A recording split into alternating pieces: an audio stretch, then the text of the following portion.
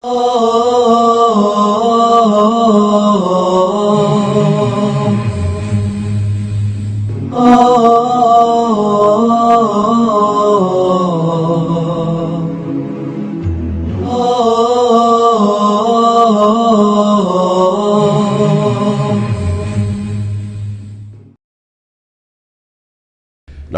ونصلي على رسوله الكريم اما بعد فقد قال الله تبارك وتعالى كما ورد في القرآن الحكيم اعوذ بالله من الشيطان الرجيم بسم الله الرحمن الرحيم اقترب للناس حسابهم وهم في غفلة معرضون فقال عز وجل كما ورد في سورة الروم ظهر الفساد في البر والبحر بما كسبت أيدي الناس ليذيقهم بعض الذي عملوا لعلهم يرجعون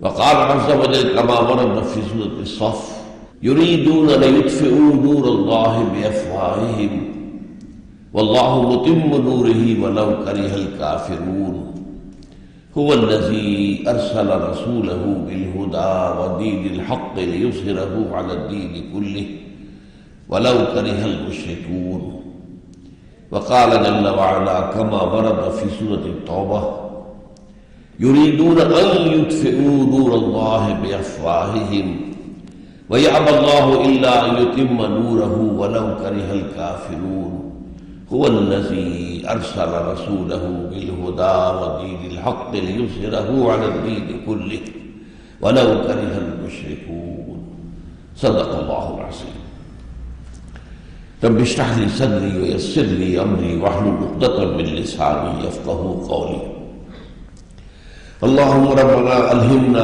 رشدنا وأعذنا من شرور أنفسنا اللهم أرنا الحق حقا وارزقنا اتباعه وأرنا الباطل باطلا وارزقنا اجتنابه آمین یا رب العالمین۔ نبی اکرم صلی اللہ علیہ وسلم کی پیشن گوئی اور آخری صلیبی جنگ، اس عنوان کے ساتھ ہی میں اصل میں یہ چاہتا ہوں کہ آج کے جو حالات ہیں عمومی عالمی سطح پر، ان کا بھی ایک ایسا تصور سامنے آ جائے کہ جس سے ہر شخص یہ سمجھے کہ آج ہم کہاں کھڑے ہیں اور قافلہ انسانی کدھر جا رہا ہے، کیا اور حالات و واقعات پیش آنے والے ہیں اور ان تمام حالات و واقعات کا رخ کیا ہے۔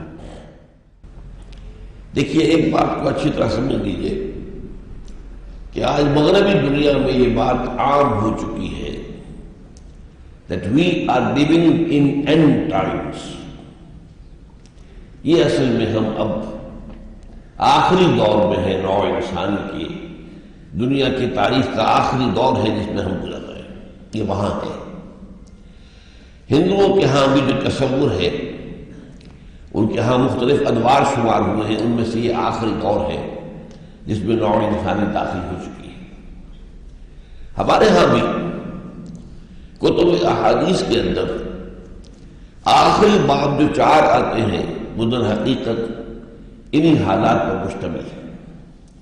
اب میں آپ کو ایک ہلکا سا اندازہ دینا چاہتا ہوں دلچسپی کے لیے۔ یہ میرے سامنے ایک لسٹ ہے، میرے ایک عزیز ہیں امریکہ میں، ان کا مطالعہ بہت وسیع ہے، بہت وسیع ہے۔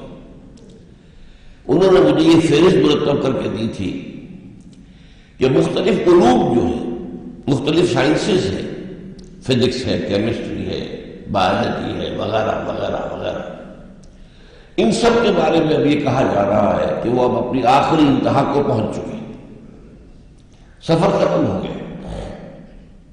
آپ کو یاد ہوگا بہت مشہور کتاب ہے فوکویاما کی اینڈ آف ہسٹری، وہ تو بہت مشہور ہوئی ہے اس لیے کہ اس کا تعلق جو ہے جو اس وقت کے حالات ہیں دنیا کے اس سے 1974 میں کتاب آئی اینڈ آف فلاسفی، فلسفہ ختم ہو گیا، اور واقعہ یہ کہ فلسفہ ختم ہو چکا۔ اس کے بعد ایک 1988 میں کتاب آئی ہے اینڈ آف آئیڈیالوجی، نظریات کا دور ختم ہو چکا۔ میں ان کے جو مصنفین ہیں ان کے نام نہیں دے رہا کیونکہ وقت بہت لگ جائے گا، ہمارے پاس وقت محدود ہے۔ 1990 میں کتاب آئی دی اینڈ آف نیچر، 1991 میں کتاب آئی دی اینڈ آف ماڈرنٹی۔ یہ جدیدیت کا جو ایک سوال ہے ذہنوں کے اوپر، تو قابوس جو ہے وہ ختم ہو رہا ہے۔ 92 میں کتاب آئی اینڈ آف ہسٹری، یہ ہے فرانسس فوکویاما کی جو بہت مشہور ہوئی کتاب۔ پھر آئی ہے 1994 میں اینڈ آف فزکس، 1995 میں اینڈ آف ایجوکیشن، 96 میں اینڈ آف سائنس، پھر 96 میں اینڈ آف ریلیجن، پھر 96 ہی میں اینڈ آف اکنامک مین، 96 ہی میں the end of the world, 97 میں دی اینڈ آف ایفلوئنسز، اور 1997 ہی میں and of certainty of time. اور اسی دور میں ہمارے ایک ساتھی نے کتاب لکھی اینڈ آف ڈیموکریسی۔ عابد اللہ جان ہمارے ایک ساتھی ہیں جو کچھ حالات خراب ہو گئے تھے، وہ فرنٹیئر سے تعلق تھا ان کا، تو ان کو پھر یہ ہے کہ اس ملک سے باہر جانا پڑا ہے اور وہ وہاں پر پناہ دے کر اب کینیڈا کے اندر مقیم ہے۔ صحافی تھے، انہوں نے بعض ایسے بڑے بڑے افسروں، گورنروں اور وزراء کے راز فاش کیے جیسے آج کل ہو رہا ہے، اس طریقے سے انصار مرنی صاحب ہے یا کوئی اور صاحب ہے، اور ظاہر بات ہے کہ جن کے راز وہ فاش کر رہے ہیں وہ تو ان کو زندہ نہیں دیکھنا چاہتے۔ ایک حیات اللہ صاحب نام کے صحافی صوبہ سرحد میں قتل بھی کر دیے گئے تھے، انہیں بھی دھمکیاں تھی، چلے گئے۔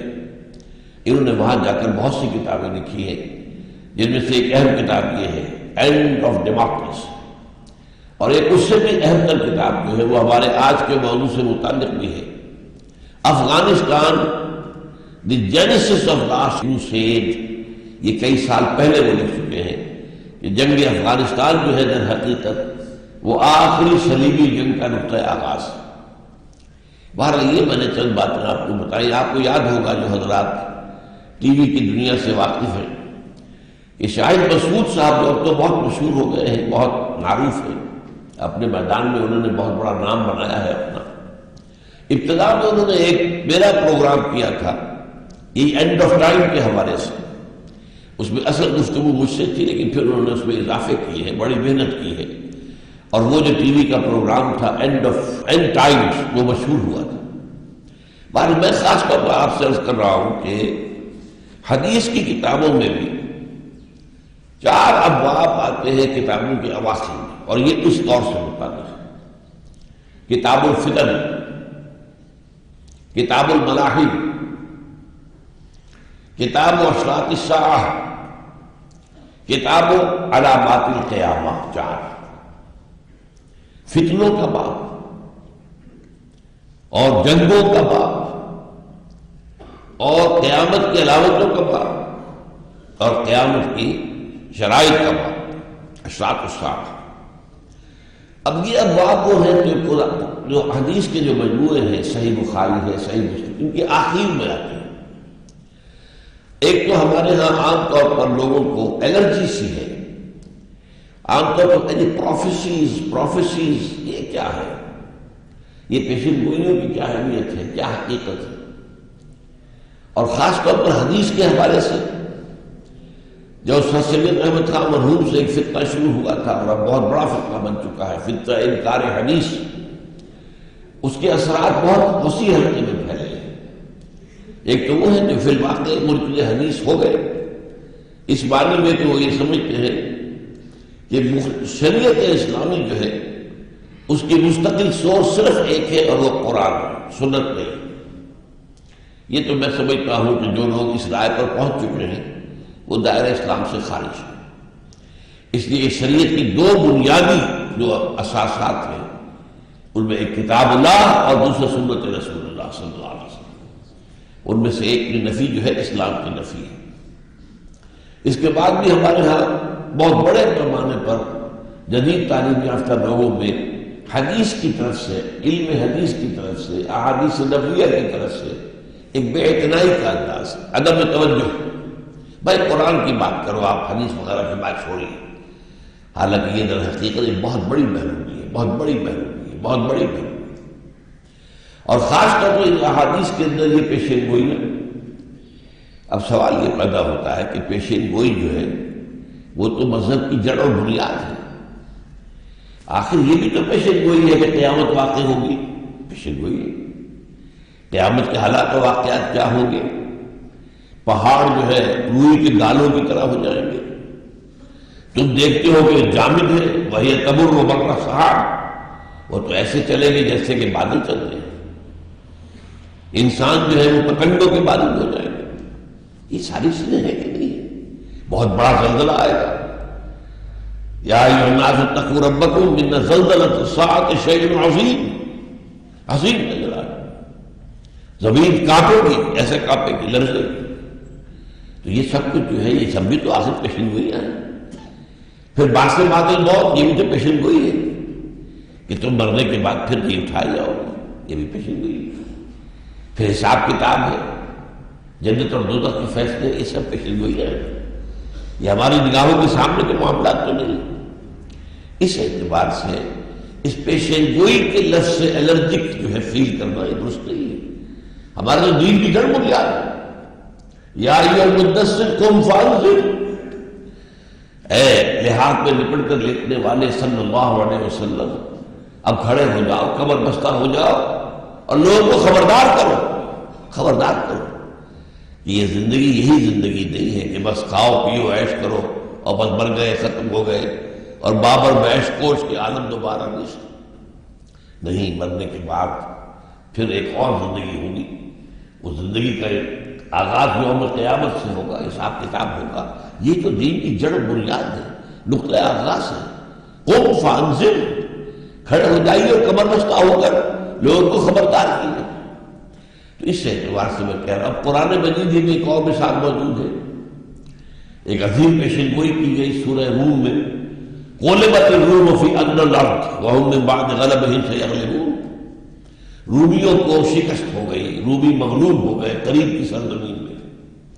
یہ آپ کو معلوم ہے کہ قریب کی سرزمین شام اور عراق یہ جزیرہ نما عرب کے ساتھ ملے تھے، اور وہاں پر ہرقلیس جو تھا، ہرقل اعظم، اسے ایرانیوں کے ہاتھوں بڑی شکست ہوئی۔ یہ جو ہے 614 کا واقعہ ہے، 614 عیسوی کا۔ ابھی حضور پر وحی کے آغاز کو 4 برس گزرے تھے، لیکن عام طور پر چونکہ یہ سمجھا جاتا تھا رومی عیسائی ہیں، عیسائیوں کا ذکر تو قرآن میں ہے، عیسیٰ کا ذکر ہے، گویا کہ وہ اہل ایمان سے قریب تر ہیں، اور جو ایرانی تھے وہ آتش پرست تھے، وہ گویا کہ مشرکین کے قریب تر تھے۔ تو بغلے بجائی مکے کے جو قریشی سردار تھے کہ دیکھو مسلمانوں، وہ تمہارے ساتھی جو ہے وہ مار کھا گئے، شکست ہو گئی ان کو، اور جو ہمارے ساتھی ہیں، ہمارے ہم خیال ہیں، ان کو فتح ہوگا۔ اس وقت یہ آیت اتری، غلبت الروم فی ادنی الارض وہم من بعد غلبہم سیغلبون، یہ مغلوب تو ہو گئے رومی، اس میں کوئی شک نہیں ہے، لیکن مغلوبیت کے بعد وہ دوبارہ غالب آئیں گے، اس پر حضرت ابوبکر نے شرط بھی کر دی ایک کافر سے۔ بارہ وہ لمبی بات نہیں بتانا چاہتا میں، لیکن پھر وہ پیشین گوئی ایسی صحیح ثابت ہوئی کہ 9 سال کے اندر 623 عیسوی کے اندر 622 عیسوی کے اندر وہ جو ہے دوبارہ شکست ہوئی ہے ایرانیوں کو، اور ہرقلیس نے بہت بڑی فتح حاصل کی۔ اور اس میں یہ بھی تھے پیشن گوئی میں، وَيَوْمَئِذٍ يَفْرَحُ الْمُؤْمِنُونَ، اس دن اہل ایمان کو بھی بہت خوشی نصیب ہوگی، اس لیے کہ اسی دن غزوہ بدر میں مسلمانوں کو فتح حاصل ہوئی۔ تو نہ صرف یہ کہ رومی جو عیسائی تھے ان کو فتح حاصل ہوئی، بلکہ مسلمانوں کو بھی میدان بدر میں فتح حاصل ہوئی۔ اس اعتبار سے تو کتاب الملاحم کے بارے میں اس وقت کچھ عرض کروں گا۔ یہ جو کتاب الملاحم ہے، اس سے معلوم ہوتا ہے قیامت کے قریب بہت بڑی بڑی جنگیں ہوں گی، اور ان جنگوں کے 2 انواع ہوں گے۔ پہلے دور میں مسلمانوں کو بڑی زبردست ہزیمتیں ہوں گی، زبردست شکستیں ہوں گی، جانی اور مالی نقصان ہوگا، اور یوں سمجھیے کہ تقریباً پورا مڈل ایسٹ جو ہے، مڈل ایسٹ وہ مسلمانوں کے ہاتھوں سے نکل جائے گا۔ یہ ہے ان مراحل کی کہ پہلے دور کی بات، لیکن اس کے کچھ عرصے کے بعد پھر پاسا پلٹے گا، ٹیبل ول بی ٹرنڈ، اور اب مسلمانوں کو فتح ہونی شروع ہوگی اور صورتحال بدلے گی، یہاں تک کہ پھر غلبہ مسلمانوں کو حاصل ہو جائے گا۔ اس اعتبار سے میں نے جو آیات پڑھ کر آپ کو سنائی ہے، اقترب للناس حسابهم وهم فی غفلۃ معرضون، لوگوں کا حساب ان کے قریب آ چکا ہے، یعنی اب قیامت کا معاملہ قریب ہے، حساب کتاب ہوگا، اللہ کے ہاں اللہ کے حضور میں کھڑے ہونا ہوگا، جزا و سزا کے فیصلے ہوں گے۔ اقترب للناس حسابهم وهم فی غفلۃ معرضون۔ اس کے ساتھ ہی یہ موجودہ دور جو چل رہا ہے اس کا نقشہ جو ہے سورہ روم کی ایک آیت میں ہے، فرمایا گیا ہے ظہر الفساد فی البر والبحر بما کسبت ایدی الناس، فساد رونما ہو چکا ہے، بدامنی پیدا ہو چکی ہے۔ اب ہمیں بھی اندازہ ہو رہا نا بدامنی کا کیا عالم ہے، بدامنی پیدا ہو چکی ہے بحر و بر کے اندر، اور اس کے دو اسباب ہیں۔ لیکن یہ کیوں ہوئی ہے؟ بما کسبت ایدی الناس، یہ لوگوں کے اپنے ہاتھوں کی کمائیاں ہیں، ان کی بدعمالیاں ہیں، اور دو اس کے مقصد ہیں لیذیقہم بعض الذی عملوا، تاکہ اللہ تعالیٰ چکھائے انہیں اپنے بعض بد اعمال کی سزا۔ تو ایک تو سزا کا معاملہ ہے، اس کے اندر شامل ہے لعلہم یرجعون، اور یہ کہ شاید کہ وہ ہوش میں آ جائیں، لوٹ آئیں، پلٹ آئیں، توبہ کر لیں۔ تو جن لوگوں میں یہ خیر کا مادہ کسی درجے میں ہے، چاہے وہ سویا ہوا ہو، خوابیدہ ہو، وہ جاگ جائے، وہ ہوش میں آ جائے، اور جن لوگوں کا معاملہ دور نکل چکا ہے ان کو ان کی بدکردار کی سزا ملے گی۔ پھر میں نے دو مقامات سے آپ کو دو دو آیات سنائی ہیں، یہ سورہ توبہ میں بھی اور سورہ صف میں بھی ہم مضمون آیتیں ہیں، اور یہ آیتیں میری تقاریر کے اندر بہت مرتبہ ان کا تذکرہ ہوا ہے، آپ نے بھی بہت دفعہ سنا ہوگا۔ پہلی آیت میں ذرا سا لفظی فرق ہے دونوں جگہ پر، یریدون لیطفئوا نور اللہ بافواہہم واللہ متم نورہ ولو کرہ الکافرون، یہ لوگ چاہتے ہیں کہ اللہ کے نور کو اپنی منہ کی پھونکوں سے بجھا دیں،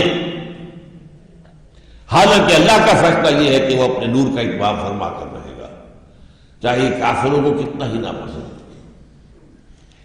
اور سورہ توبہ میں فرمایا یریدون ان یطفئوا نور اللہ بافواہہم، یہ چاہتے ہیں کہ اللہ کے نور کو اپنے منہ کی پھونکوں سے بجھا دیں، لیطفئوا ان یطفئوا، بس اتنا فرق ہے۔ وَیَأْبَى اللَّهُ إِلَّا أَن يُتِمَّ نُورَهُ، اور اللہ کو ہرگز منظور نہیں ہے مگر یہ کہ اپنے نور کا اتمام فرمائے گا، وَلَوْ كَرِهَ الْكَافِرُونَ، چاہے یہ کافروں کو کتنا ہی ناگوار۔ پھر دونوں مقامات پر اگلی آیت بالکل ایک ہی ہے، اس میں ایک شوشے کا بھی فرق نہیں۔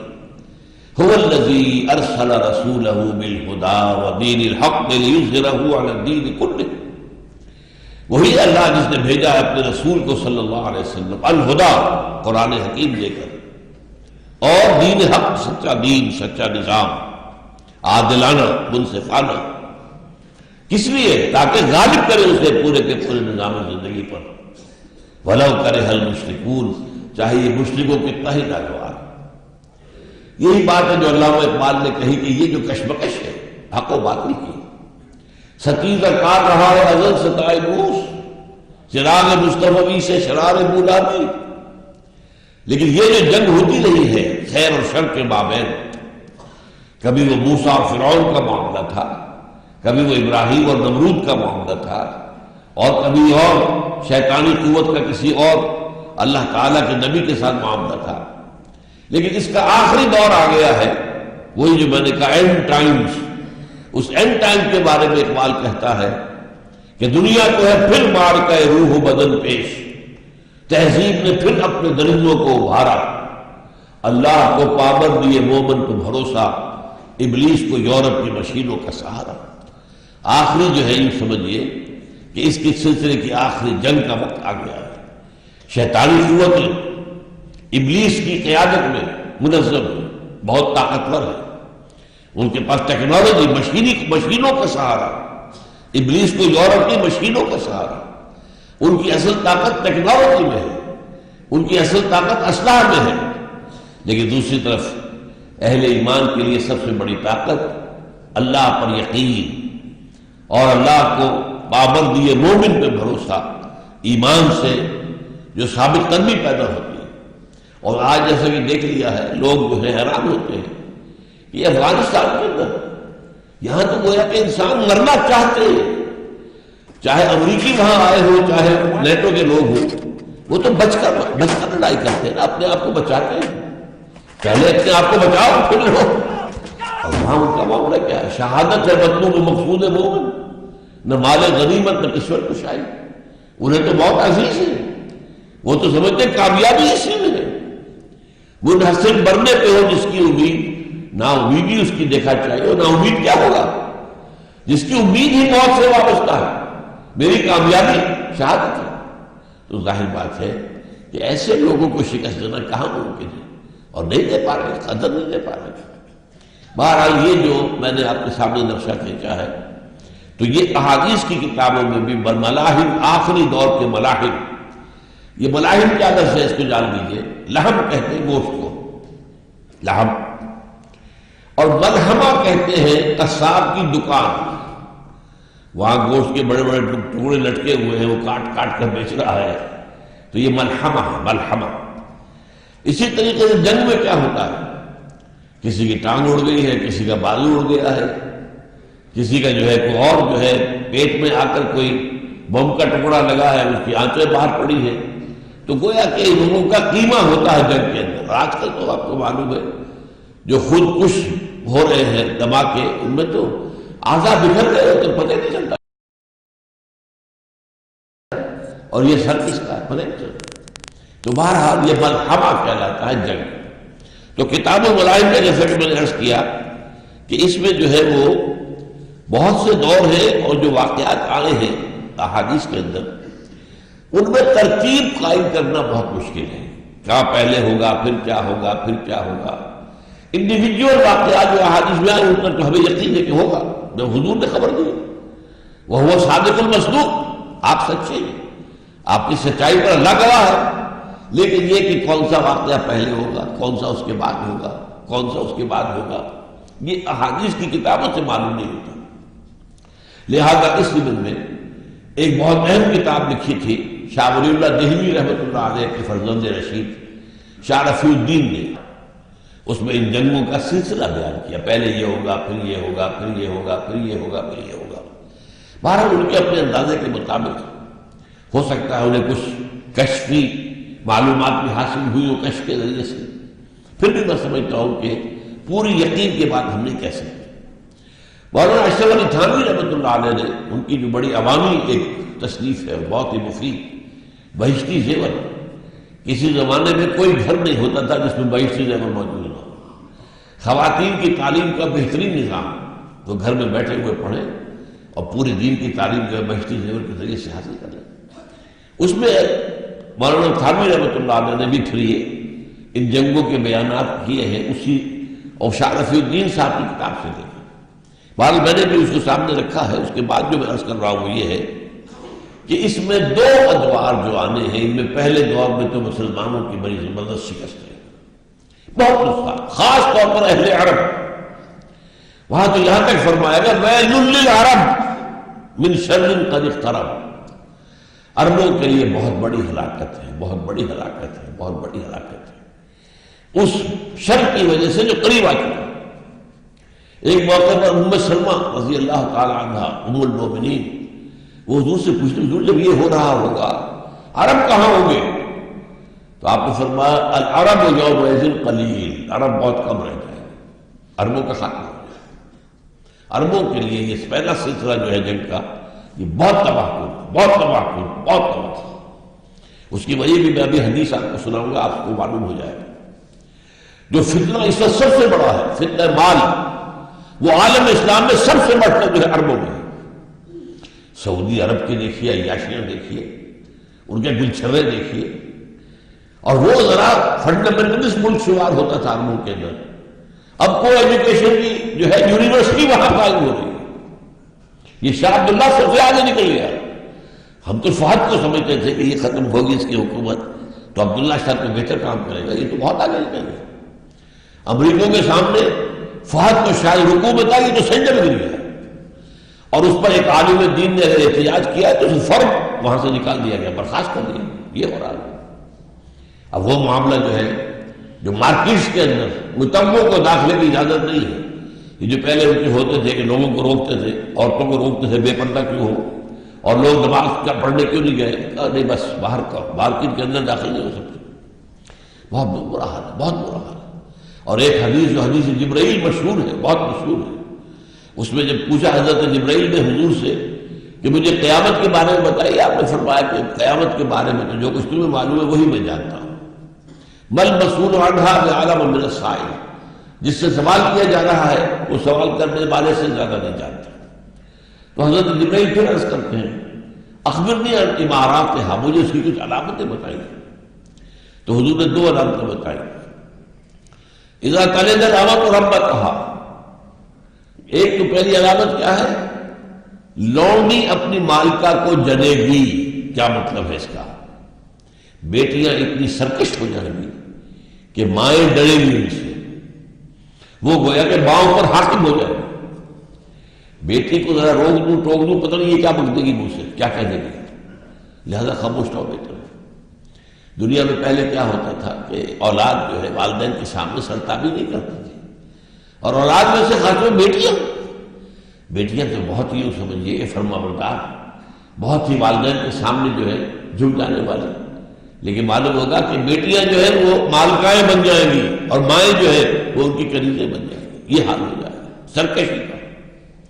اسی طریقے سے فرمایا تم دیکھو گے کہ وہ لوگ جو بھوکے رہتے تھے، ننگے رہتے تھے، لباس نہیں تھا، جوتیاں نہیں تھی، کھانے کو کچھ نہیں تھا، وہ اونچی سے اونچی عمارتیں بنانے میں مقابلہ کرے گئے دوسرے کا. آج کیا ہو رہا؟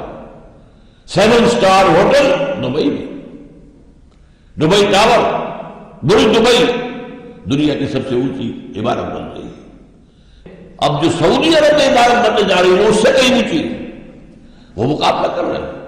یہ دبئی جو ہے چڑیا سی، یہ کیا ہے، اس کی حیثیت ہے، یہ ہم سے آگے نہیں گیا، لہذا ہم کریں گے. اب ہو رہا. تو یہ جو ہے صورتحال، یہ سب سے زیادہ یہ 2 چیزیں جو ہے یہ آپ کو عربوں میں نظر آئیں گی. بہرحال میں جیسا کیس کر رہا تھا کہ ایک ہوتی ہے جنگ، ایک ہوتی ہے لڑائیاں. اب پہلی جنگ ایسی کئی سال چلی ہے، لیکن اس میں وہ مستقل لڑائیاں ہوتی ہیں، بیٹلز. ایک ہے وار تو کئی سال لمبی چل رہی ہے. اس میں بیٹلز مختلف ہوتی ہیں جن میں سے کسی کی بہت اہمیت ہوتی ہے. تو جو جنگیں ہو رہی ہیں ملاحم، ان میں بعض بیٹلز جو ہے وہ بہت اہم ہیں. پہلے دور کی ایک جنگ کے بارے میں حضور کے الفاظ کیا ہیں. حضرت معاذ بن جبل رضی اللہ تعالیٰ عنہ سے مروی روایات ہیں.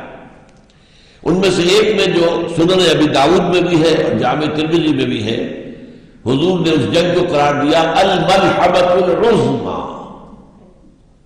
یہ عظمیٰ کیا ہے؟ اعظم کا مؤنث ہے. اعظم سب سے بڑا، عظمیٰ سب سے بڑی.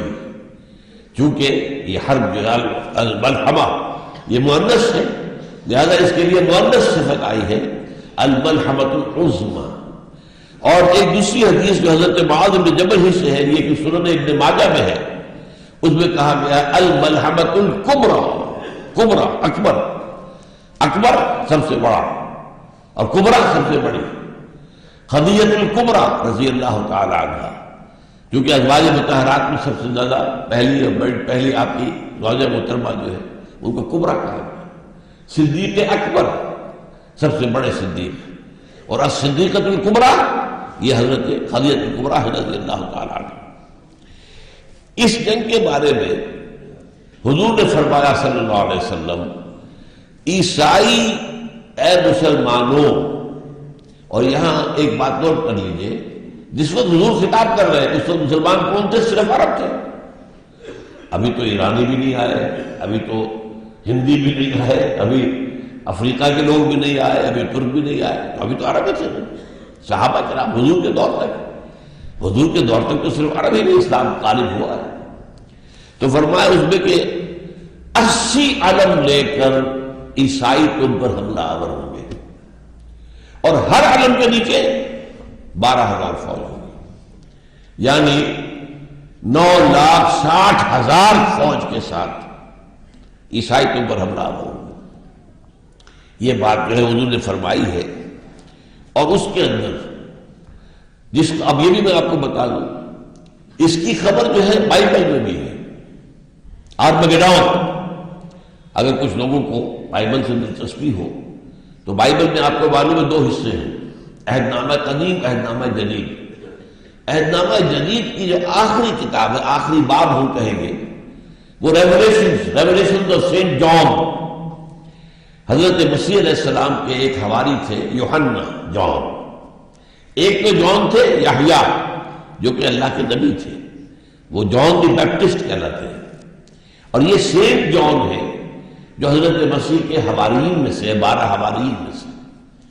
انہوں نے جو اپنے مکاشفات ہیں، انہیں کچھ جو مستقبل کی کچھ چیزیں دکھائی ہیں اللہ تعالیٰ نے، تو ان کے اوپر کتاب مبنی ہے، ریویلیشنز آف سینٹ جان۔ اس میں ذکر ہے ایک بہت بڑی جنگ ہوگی جس کا نام ہے آرمگیڈون، اور اس کے اندر بے شمار جو ہے ہلاکتیں ہوگی۔ اس کے بارے میں وہ بھرماتے یہ کس جگہ ہوگی؟ یہ جس جگہ پر 3 ملک ملتے ہیں، لبنان، اسرائیل اور شام۔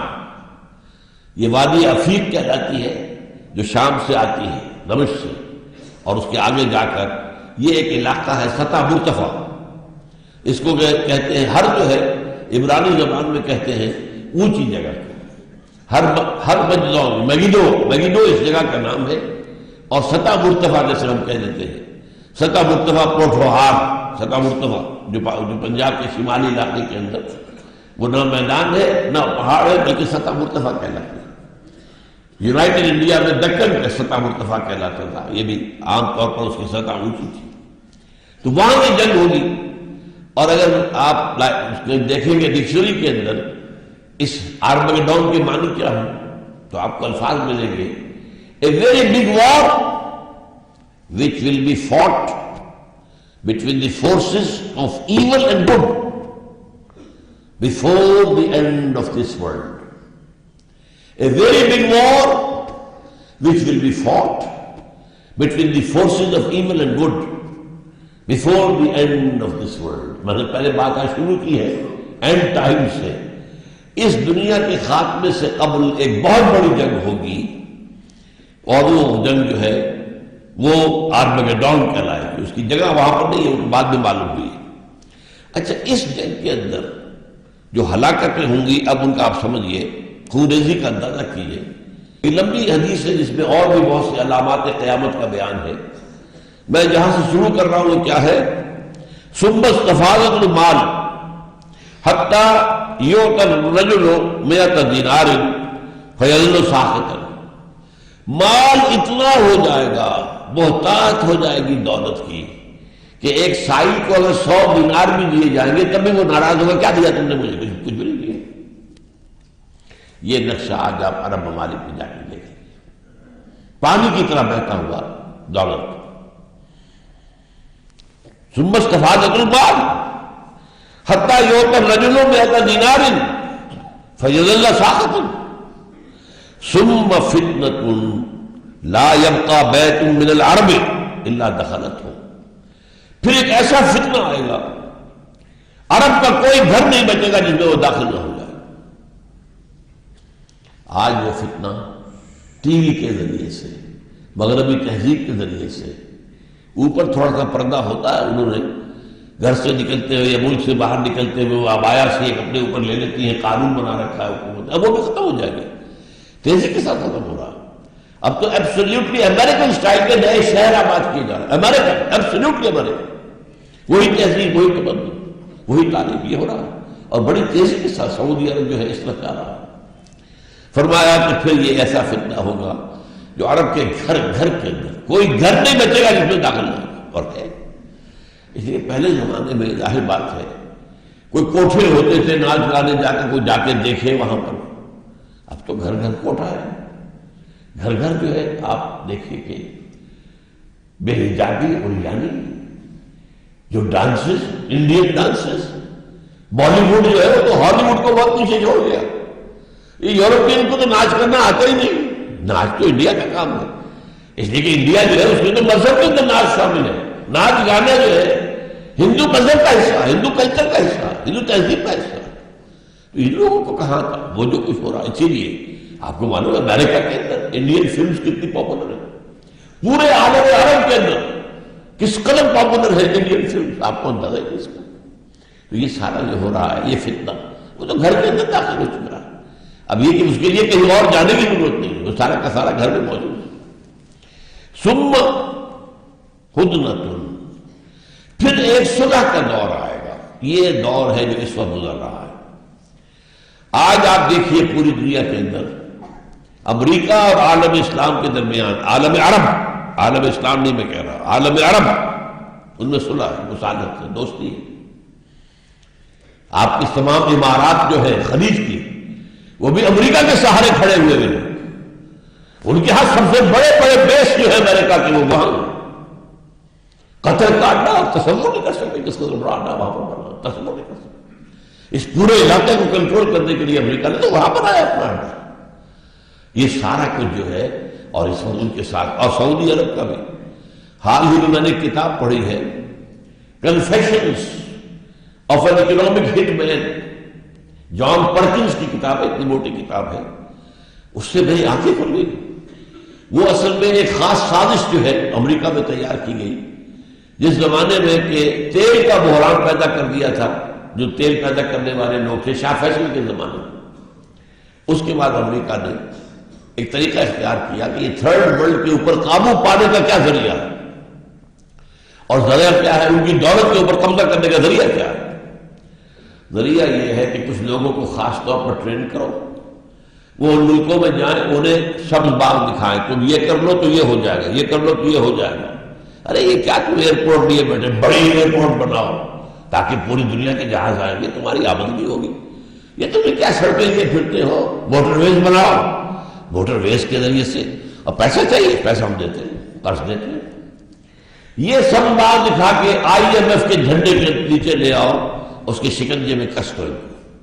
اس کے بعد ظاہر بات ہے کہ وہ سب باغ تو سب باغ رہ جائیں گے، وہ سارا کوئی ریٹرن ہوگا نہیں، لیکن یہ ہمارے قبضے میں آ جائیں گے. IMF کے شکنجے میں آ گئے، ہمارے قبضے میں. اس کے بعد ہم حکم دیں گے اب یہ کرو، اب بجلی کی قیمت اتنی اور بڑھاؤ، اب بجلی کی قیمت اتنی اور بڑھے، دن بدن بڑھ. کس کا حکم ہے؟ یہ ہماری حکومت کا حکم تو نہیں، یہ تو IMF کا حکم آتا ہے. اتنے پرسنٹ اور بڑھاؤ، تیل کی قیمت اور بڑھاؤ. یہ سب کچھ کہاں سے ہو رہا ہے؟ اس لیے کہ ہم تو ان کا حکم ماننے پر مجبور ہیں، ہم ان کے شکنجے میں آ چکے ہیں. تو اکنامک ہٹ میں ہٹ کرنا، جا کر ان قوموں کو، ان ملکوں کو ہٹ کرنا، اور اس کا اسپیشلائزیشن، بڑی بڑی تنخواہیں دے کر ان کو بھیجا گیا. اور میں حیران ہوا ہوں اس کتاب سے جو ریولیشن مجھے ہوئی ہے. یوں سمجھیے کہ سعودی عرب سے جو معاہدہ ہو چکا ہے امریکہ کا، وہ کیا ہے؟ سعودی عرب کبھی بھی اپنے تیل کی قیمت امریکہ کی اجازت کے بغیر نہیں بڑھائے گا. نمبر ایک. دوسرے بڑھا بھی دے کبھی نہیں بڑھائے گا. نمبر دو، جو تیل یہاں سے لے کر جائے گا امریکہ، اس کے پیسے بھی وہیں پہ جمع ہوں گے، اور اس کے اوپر جو سود آئے گا اس سود کو وہاں پر جمع کر دیا جائے گا، تاکہ اگر امریکہ کو کسی وقت سعودی عرب کی فوجی مدد کرنی پڑے تو وہاں سے خرچہ لے گا. اس لیے کہ بادشاہ کو بچانا آسان کام تو نہیں ہے. ادھر تو ایران بیٹھا ہوا ہے، بہت بڑا، یوں سمجھیے کہ خطرہ. ایران تو عرب ممالک کے لیے بہت بڑا خطرہ ہے، اور اس کے لیے بچانا جو ہے وہ وہاں پر پیسہ لگے گا. اور جو بھی اب وہاں پر سعودی عرب میں جو بھی پروجیکٹ بنے گے ترقی کے، ان کا نقشہ امریکہ میں بنے گا، اس کے کنٹریکٹر امریکہ سے آئیں گے، اس کے آرکیٹیکٹ وہاں سے آئیں گے، اس کے مینیجر وہاں سے آئیں گے، ان کی قیمتیں بھی وہاں دی جائیں گی، ان کی تنخواہیں وہاں دی جائیں گی. یہ صورت ہے. شکنجے میں سعودی عرب شکنجے میں. نتیجہ کیا ہے؟ تمہاری خاندانی بادشاہت کا نظام قائم رہے گا، یہ ہم گارنٹی کرتے ہیں. ہماری غلامی میں دے دو اپنے آپ کو، پھر تمہاری بچت ہی بچت. بہرحال یہ ہے اس وقت جو دنیا میں ہو رہا ہے. تو میں بتا رہا تھا آپ کو، حضرت عبداللہ ابن مسعود بتاتے ہیں کہ پھر ایک امن کا دور آئے گا جو اس وقت ہے. تمام عالم عرب، کوئی جھگڑا اگر ہے بھی تھوڑا بہت تو غیر عرب ممالک سے ہے. معاملہ جو ہے وہ عرب کو گویا کہ پوری طریقے سے وہ امریکہ کی جھولی کے اندر. اس کے بعد کیا آئے گا؟ ثم تکون بینکم و بین بنی الاصفر فیغدرون. پھر ایک وقت آئے گا کہ وہ نہ بے وفائی کریں گے، اپنے معاہدے کی خلاف ورزی کریں گے، اور اس کے بعد فیاتونکم، تم پر حملہ آور ہوں گے، تحت 80 غایۃ، 80 جھنڈے لے کر، تحت کل غایۃ 12,000، ہر جھنڈے کے نیچے 12,000 فوج. صحیح بخاری کی روایت نوٹ کر لیجیے، یہ کسی دوسرے درجے یا تیسرے درجے کی کتاب نہیں ہے، صحیح بخاری کی روایت. یہ ہے جس کی تیاری ہو رہی ہے، اور اس وقت میں بات کروں آپ کے سامنے. اس جنگ کا اصل میدان جو ہے وہ تو ہوگا مڈل ایسٹ. اس کی وجہ ابھی بعد میں بتا دوں گا میں آپ کو اس کا اصل ہدف کیا ہے. لیکن یہ کہ اس کی تمہید ہے جو افغانستان اور پاکستان میں ہو رہی ہے، یہ اس جنگ کی تمہید ہے. لیکن اصل مارکا ہونا ہے وہ مڈل ایسٹ میں ہوگا. وہ تو ہونا ہے. تیسری بات یہ کہ اصل جنگ عیسائی کریں گے ہمارے خلاف، یہودی نہیں آئیں گے، لیکن پیچھے بیٹھ کر پلاننگ ساری یہودیوں کی ہوگی. یہ 2 دفعہ نقشہ ہم دیکھ چکے ہیں. سن 91 کی جنگ تھی عراق کی، یہودی سامنے نہیں آیا. امریکہ نے ان سے خاص طور پر کہہ دیا تھا تم مت آنا، تم اگر آؤ گے تو یہ عربوں کے ساتھ جو ہمارا اتحاد ہے وہ ختم ہو جائے گا. لہذا تم بیٹھے رہو، تمہاری جماعتیں ہم دیتے ہیں. تمہیں اگر صدام حسین کے وہ جو اسکڈ میزائل تھے ان کا خطرہ ہے تو پیٹریوٹ میزائل ہم تمہیں دے دیتے. ادھر سے میزائل آئے گا، ادھر سے تمہارا میزائل جا کر فضا میں ختم کر دے گا، تمہیں کوئی خطرہ ہی نہیں. اسکڈ میزائل کا نام سنا ہوگا آپ نے. اس وقت صدام کے پاس سے اسے اپنا بڑا غرہ تھا اس پر، اور اسی کی بنیاد پر اس نے ہمت کی تھی کہ کھڑا ہو گیا تھا جنگ کرنے کے لیے. لیکن یہ کہ اس اسکڈ میزائل کا جواب پیٹریوٹ آ گیا اور بیکار ہو گیا، وہ حیثیت نہیں. جیسے افغان جنگ کے اندر یہ لائے تھے سٹنگر میزائل، اس سے پہلے کسی نے نام نہیں سنا تھا سٹنگر میزائل کس بلا کا نام تھا. اس لیے کہ میزائل تو جاتا سیدھا، یا تو نشانے پر لگ گیا تو کامیاب بن گیا. لیکن یہ سٹنگر میزائل کیا تھا؟ یہ اپنے ٹارگیٹ کو فالو کرتا تھا. ٹارگیٹ ادھر مڑ گیا تو وہ بھی مڑ جائے گا، ٹارگیٹ ادھر مڑ گیا تو وہ بھی ادھر جا کر ہٹ کرے گا. یہ تبھی تو روس بھاگا ہے. روس ہر مل میں بھاگتا افغانستان سے. سٹنگر میزائل جو ہے وہ افغان مجاہدین کو نہ دیا جاتا. اس لیے ان کی سب سے بڑی طاقت وہاں پر جو تھی وہ ان کے جو ہیلی کاپٹر تھے وہ تھے. اس لیے کہ وہ تو پہاڑی علاقہ ہے، وہاں ٹینک کہاں لے کے جائیں گے؟ ٹینک تو وادی کے اندر ہی چل سکتا ہے، پہاڑوں پہ تو چڑھ سکتا ہے. لہٰذا وہ جو ہے چھپے ہوئے ہیں پہاڑوں کے اندر، وہ وہاں پر اپنی جو ہے غاروں کے اندر بیٹھے ہوئے ہیں. تو یہ جاتے تھے ہیلی کاپٹر بھی کرتے تھے ان غاروں کو ٹارگیٹ. لیکن اس کے لیے سٹنگر میزائل آئے. تو اس طریقے ابھی کیا معلوم اور کیا ان کا مختوں کے پاس چھپا ہوا. وہ جو اقبال نے کہا کہ ابلیس کو یورپ کی مشینوں کا سہارا، کچھ پتہ نہیں. ان کے ہاں تو جو ہے ہر چیز کے اندر جو ہے وہ ایک ریسرچ جو ہے مسلسل ڈیولپمنٹ جاری رہتی ہے. اچھا پھر یہ بھی نوٹ کیجیے کہ یہودی ہوگا پیچھے، اصل مائنڈ یہودی کا، لیکن یہودی سامنے نہیں آئے گا. اس میں ایک اور بات یہ ہے کہ یہ بات جو میں نے آپ کو بتائی آرمگیڈون کے حوالے سے، ریولیشن آف جان، حضور کے حوالے سے صلی اللہ علیہ وسلم، الملحمۃ العظمیٰ، الملحمۃ الکبریٰ، یہی بات ٹوائنبی نے کہی تھی 1950 میں. ٹوائنبی پچھلی صدی کا سب سے بڑا فلسفی تھا، تاریخ کا فلسفہ تاریخ، فلاسفر آف ہسٹری. ٹوائنبی نے کہا تھا کہ 21ویں صدی میں جو جنگ ہوگی وہ کیپٹلزم اور کمیونزم کے درمیان نہیں ہوگی. آپ اندازہ کیے 1950 میں تو کمیونزم جو ہے جنگل کی آگ کی طرح پھیل رہا تھا، لائک اے وائلڈ فائر آگے بڑھ رہا تھا. لیکن ظاہر بات ہے کہ فلسفی جو دیکھ رہا ہے نتائج کو، کیا اصول ہے، کیا کمزوریاں ہیں. اس لیے اس کا جملہ بڑا پیارا ہے، because communism will not be able to sustain itself. Communism اپنے آپ کو برقرار نہیں رکھ سکے گا. اس کے اندر بہت سی چیزیں فطرت کے خلاف آ چکی ہیں، اور فطرت کے خلاف آپ کریں گے بات کریں گے عہدے گرے، because communism will not be able to sustain itself. The real war in the 21st century will be fought between the Christians and Muslims. یہ بات ہے اس کے اندر. اب نظاموں کی جنگ نہیں ہے، اب مذہبوں کی جنگ آ رہی ہے. پچھلی جنگ کیا تھی جو کولڈ وار جاری رہی ہے 40 برس تک، وہ نظاموں کی جنگ تھی. ایک طرف کیپٹلزم، ایک طرف کمیونزم. حالانکہ دونوں طرف عیسائی تھے. روسیوں کا مذہب بھی عیسائی، یورپین کا مذہب بھی عیسائی، امریکنوں کا مذہب بھی عیسائی.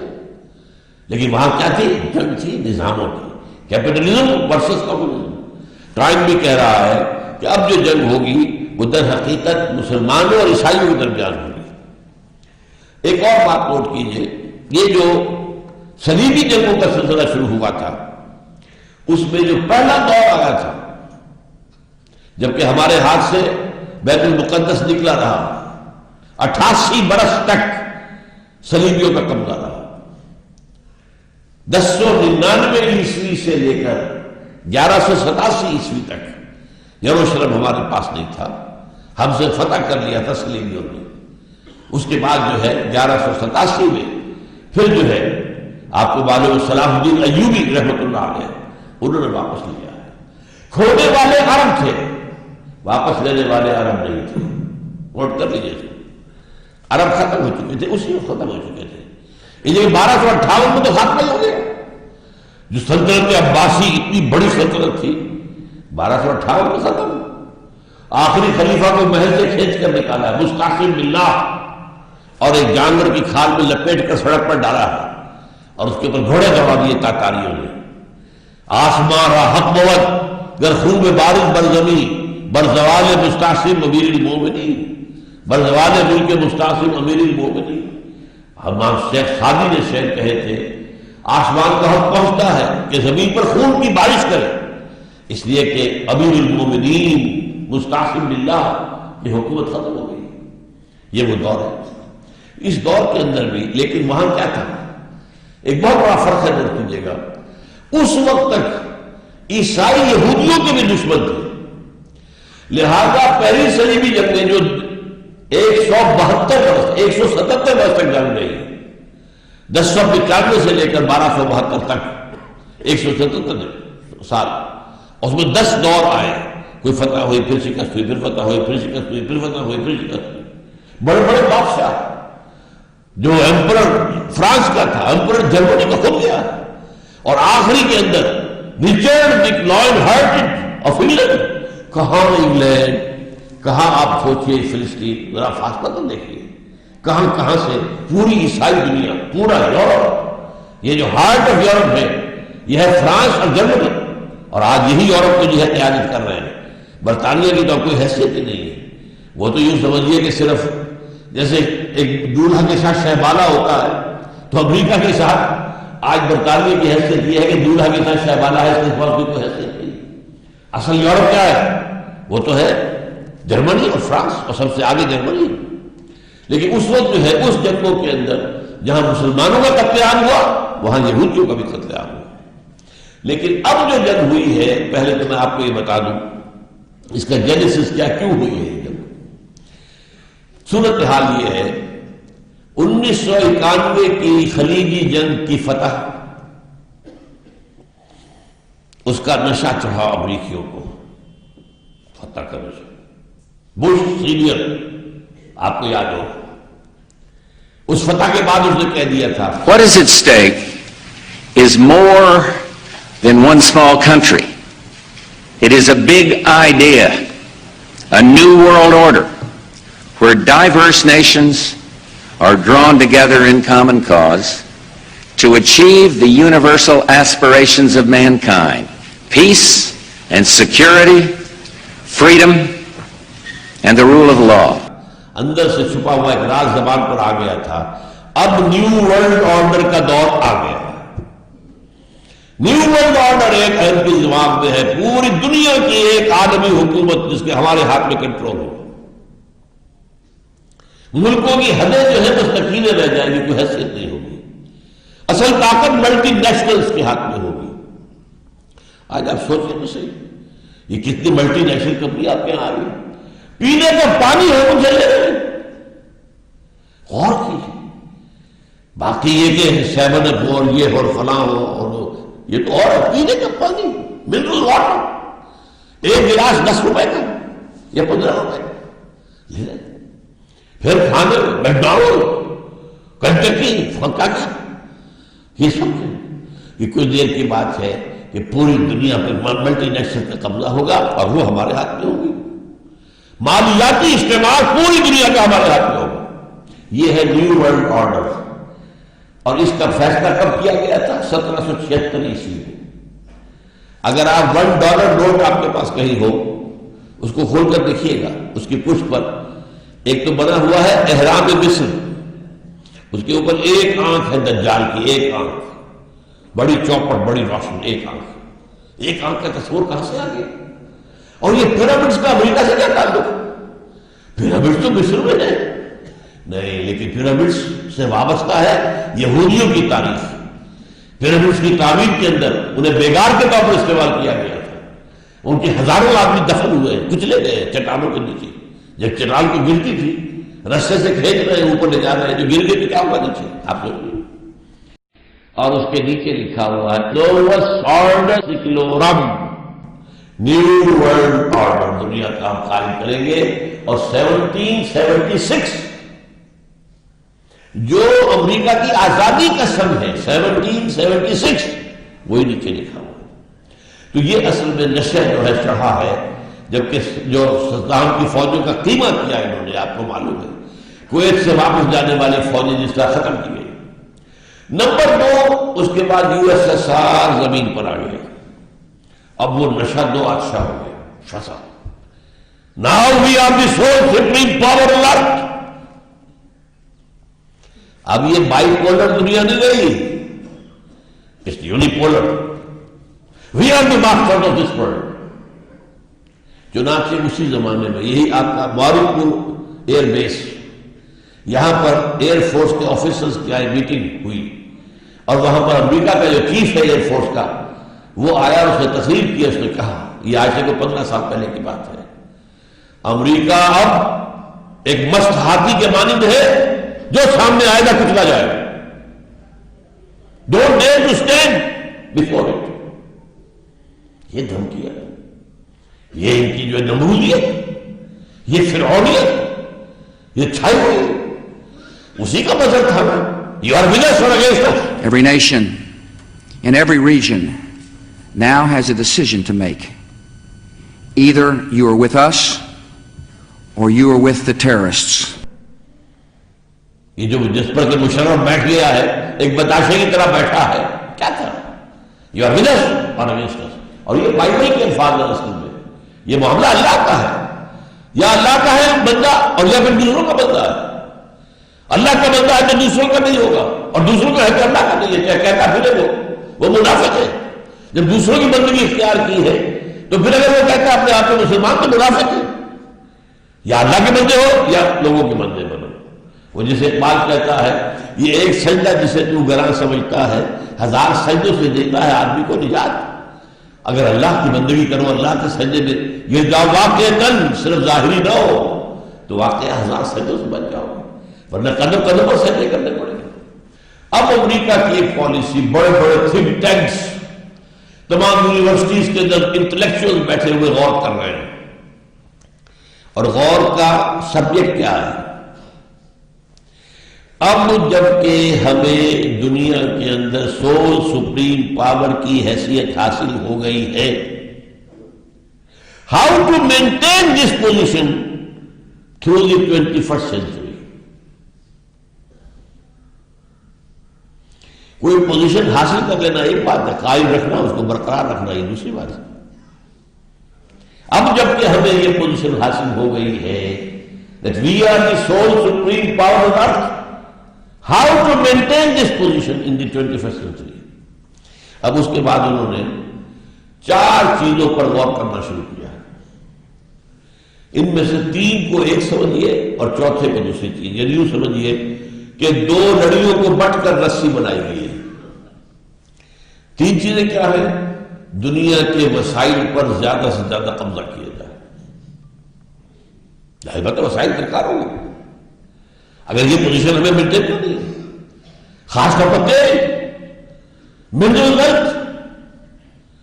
اور ظاہر بات ہے وہ جو پرانی کہاوت ہے نزلہ بروزب ضعیف بھی ریزت، کمزور ممالک مسلمان ہیں انہیں کھاؤ. یہ دسترخوان ہے، جاؤ کھاؤ اس کو. اور یہ حدیث کے الفاظ ہیں، حدیث کے الفاظ ہیں. ایک وقت آئے گا مسلمانوں، اقوام عالم تم پر ایک دوسرے کو دعوت دے گی، آؤ یہ دسترخوان پر کھانا رکھ دیا گیا، آؤ کھاؤ، مسلمانوں کو کھاؤ. تم ادھر سے کھسوٹو ہم ادھر سے چبائیں گے. یہ حدیث ہے. بہرحال نمبر ایک دنیا کے وسائل پر قبضہ. نمبر دو اپنے سیاسی اور معاشی نظام کا تحفظ. یہ ہمارا political system liberal democracy based on human sovereignty, اور ہمارا economic system capitalism, market economy, banking اور سود پر مبنی اور جوئے پر مبنی. اس کی حفاظت کرو.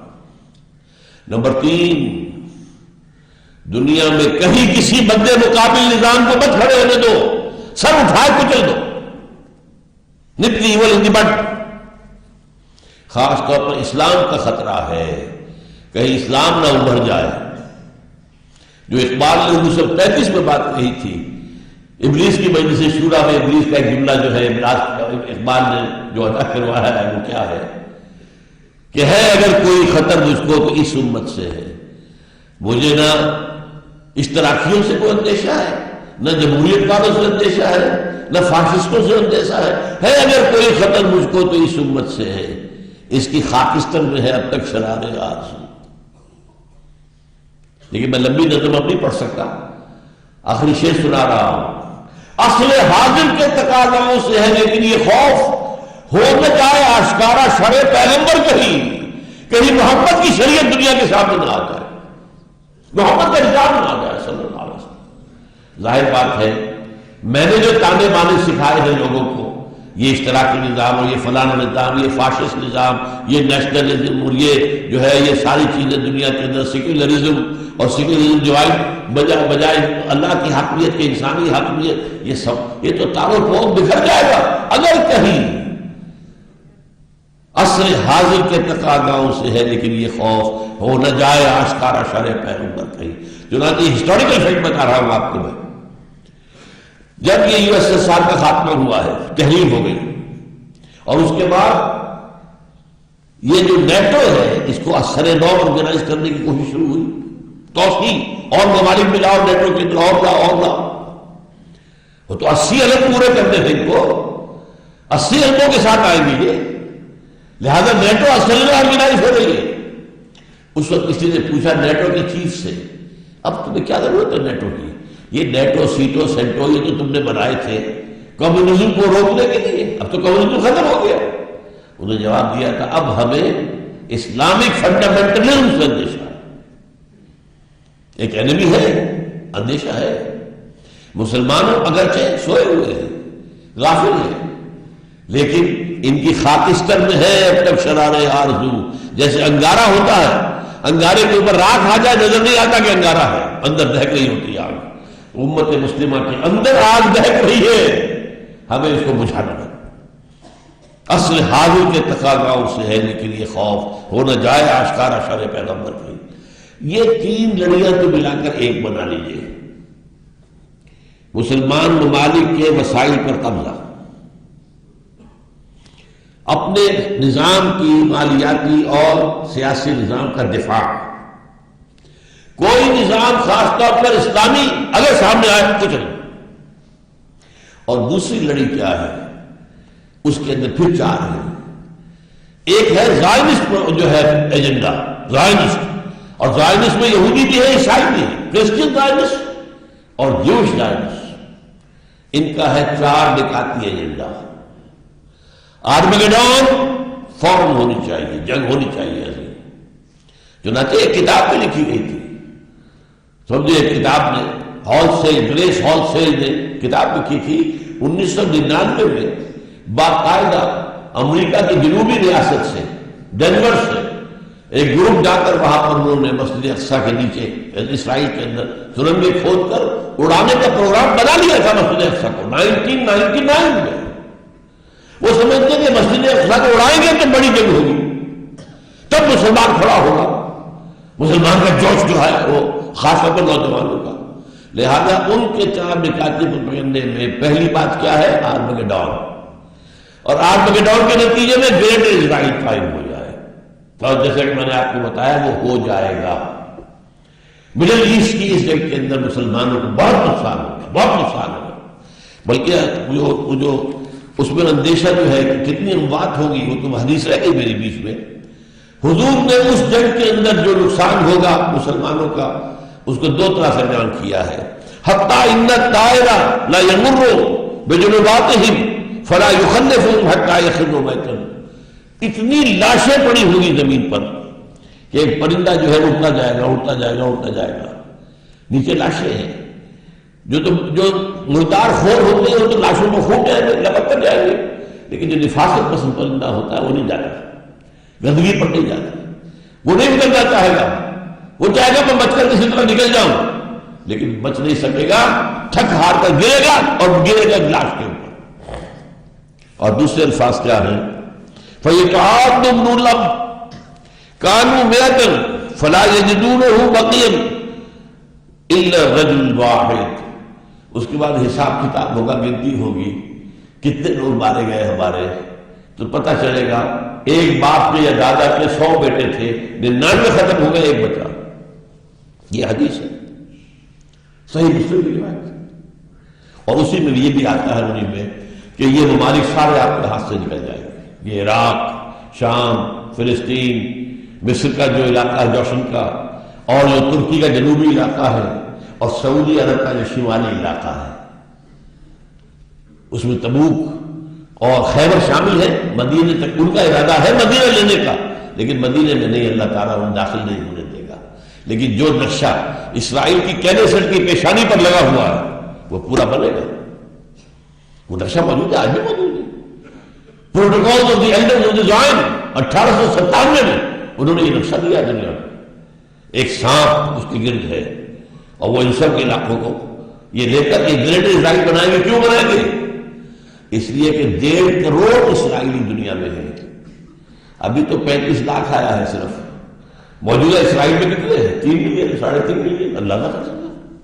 وہ کہتے ہیں سارے اسرائیلی جو یہودی اب یہاں لائیں گے، اس کے لیے ہمیں رقبہ چاہیے، ہمیں گریٹ اسرائیل یہاں بنائیں گے، اور یہ میں نے جیسے کہ عرض کیا کہ حاصل ہوگا۔ Number 1 Armageddon, number 2 great Israel, number 3 demolition of Masjid Aqsa and قبۃ الصخرہ۔ مسجد اقصیٰ اور قبۃ الصخرہ، پتہ نہیں آپ کو پتہ نہیں معلوم ہے کہ نہیں، یہ اصل میں یروشلم کا ایک ماؤنٹ ہے، ایک پہاڑی ہے جسے ٹیمپل ماؤنٹ کہتے تھے۔ اس ماؤنٹ کے اوپر حضرت سلیمان علیہ السلام نے معبد بنایا تھا، عبادت گاہ بنائی تھی، وہ اسے ٹیمپل کہتے ہیں، ہمارے مسجد تھی۔ حضرت سلیمان کی بنائی ہوئی عبادت گاہ جو ہے وہ کیا ہے؟ مسجد ہے۔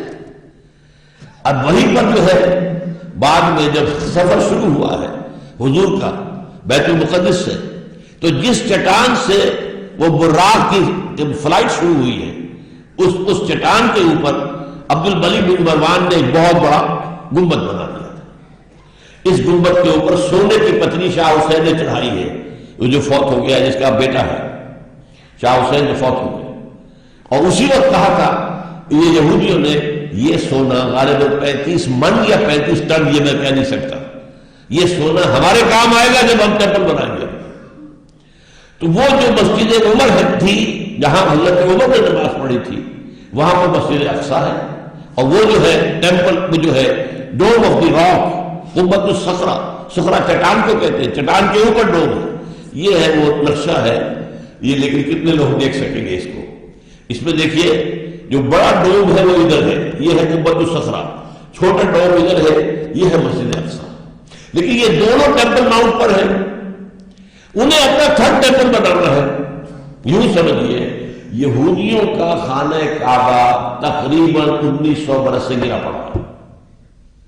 سن 70 عیسوی میں گرا دیا تھا ٹائٹس رومی نے. ہم نے نہیں گرایا، رومیوں نے جو بت پرست تھے انہوں نے گرایا تھا، اس وقت گرا پڑا. اب انہوں نے بنانا ہے. سن 67 میں انہیں قبضہ مل گیا. سن 67 سے پہلے ایسٹ یروشلم جو ہے وہ جارڈن کے پاس تھا.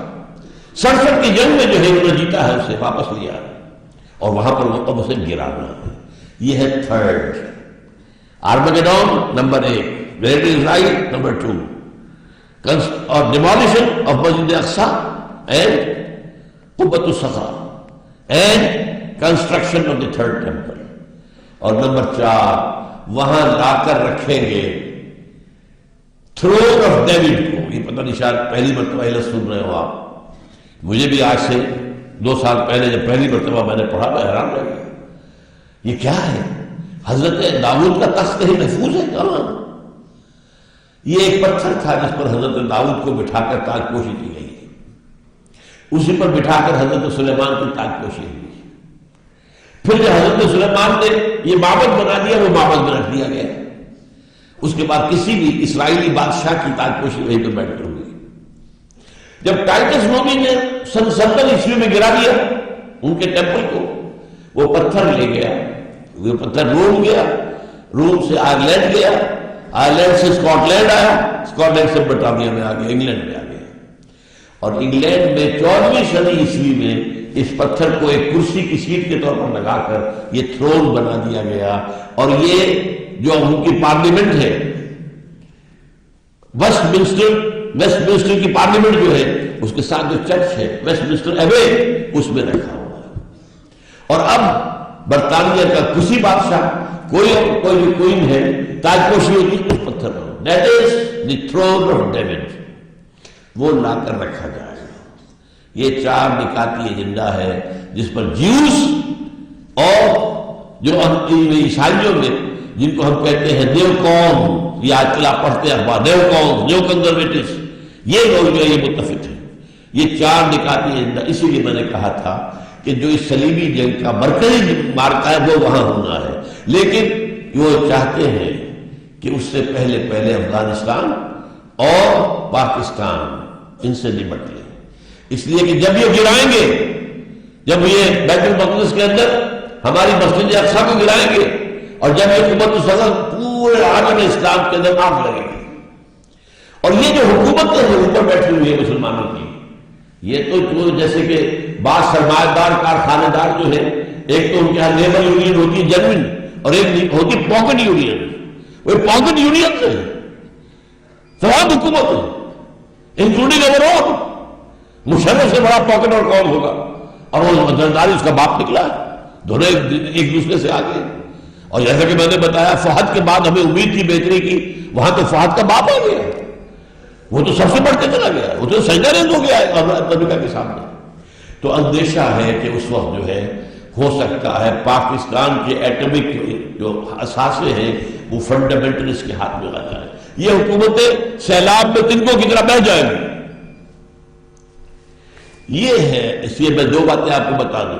1967 کی جب جنگ ہوئی تھی 6 days وار، اسرائیل نے 3 مسلمان ملکوں کو شکست دی ایک وقت. مصر سے سینائی پیننسولا لے لیا، شام سے گولان ہائٹس لے لیے، اور جارڈن سے یہ پورا ویسٹ بینک لے لیا. اسی ویسٹ بینک کے اندر یہ حصہ تھا جس پر کہ ٹیمپل ماؤنٹ ہے اور جس پر یہ 2 سٹرکچرز ہمارے کھڑے ہوئے مسلمانوں کے مقدس مقامات، مسجد اقصی اور نمبر 2 قبۃ الصخرہ.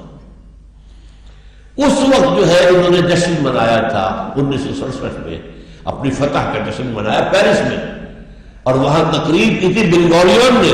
بن گوریون ہوا the first prime minister of Israel, اور اس نے یہ کہا تھا ہمیں کسی عرب ممالک سے کوئی خطرہ نہیں، ہمیں خطرہ صرف پاکستان سے.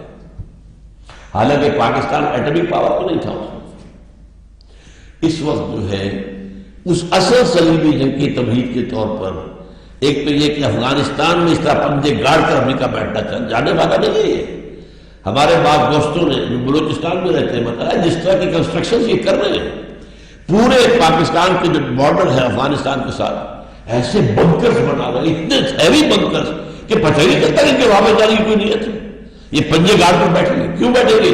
انہیں پتہ ہے حدیث رسول کا کہ جب وہ آخری مرحلہ آئے گا جنگوں کا تو اس کے بعد یہاں سے فوجیں جائیں گی جو حضرت عیسیٰ علیہ السلام کے ساتھ ہو کر جنگ کریں گے یہودیوں کے ساتھ. وہ آخری مرحلہ، وہ دوسرا دور جو آنا ہے. یہ پہلے دور کی بات میں کر رہا ہوں، دوسرے دور کا اینڈ آپ کو بتا رہا ہوں. اور حضور نے یہ بھی بتایا کہ جب مہدی آئیں گے تو ان کی مدد کے لیے یہ مشرق کی طرف سے فوجیں آئیں گی، مشرق میں پاکستان ہے.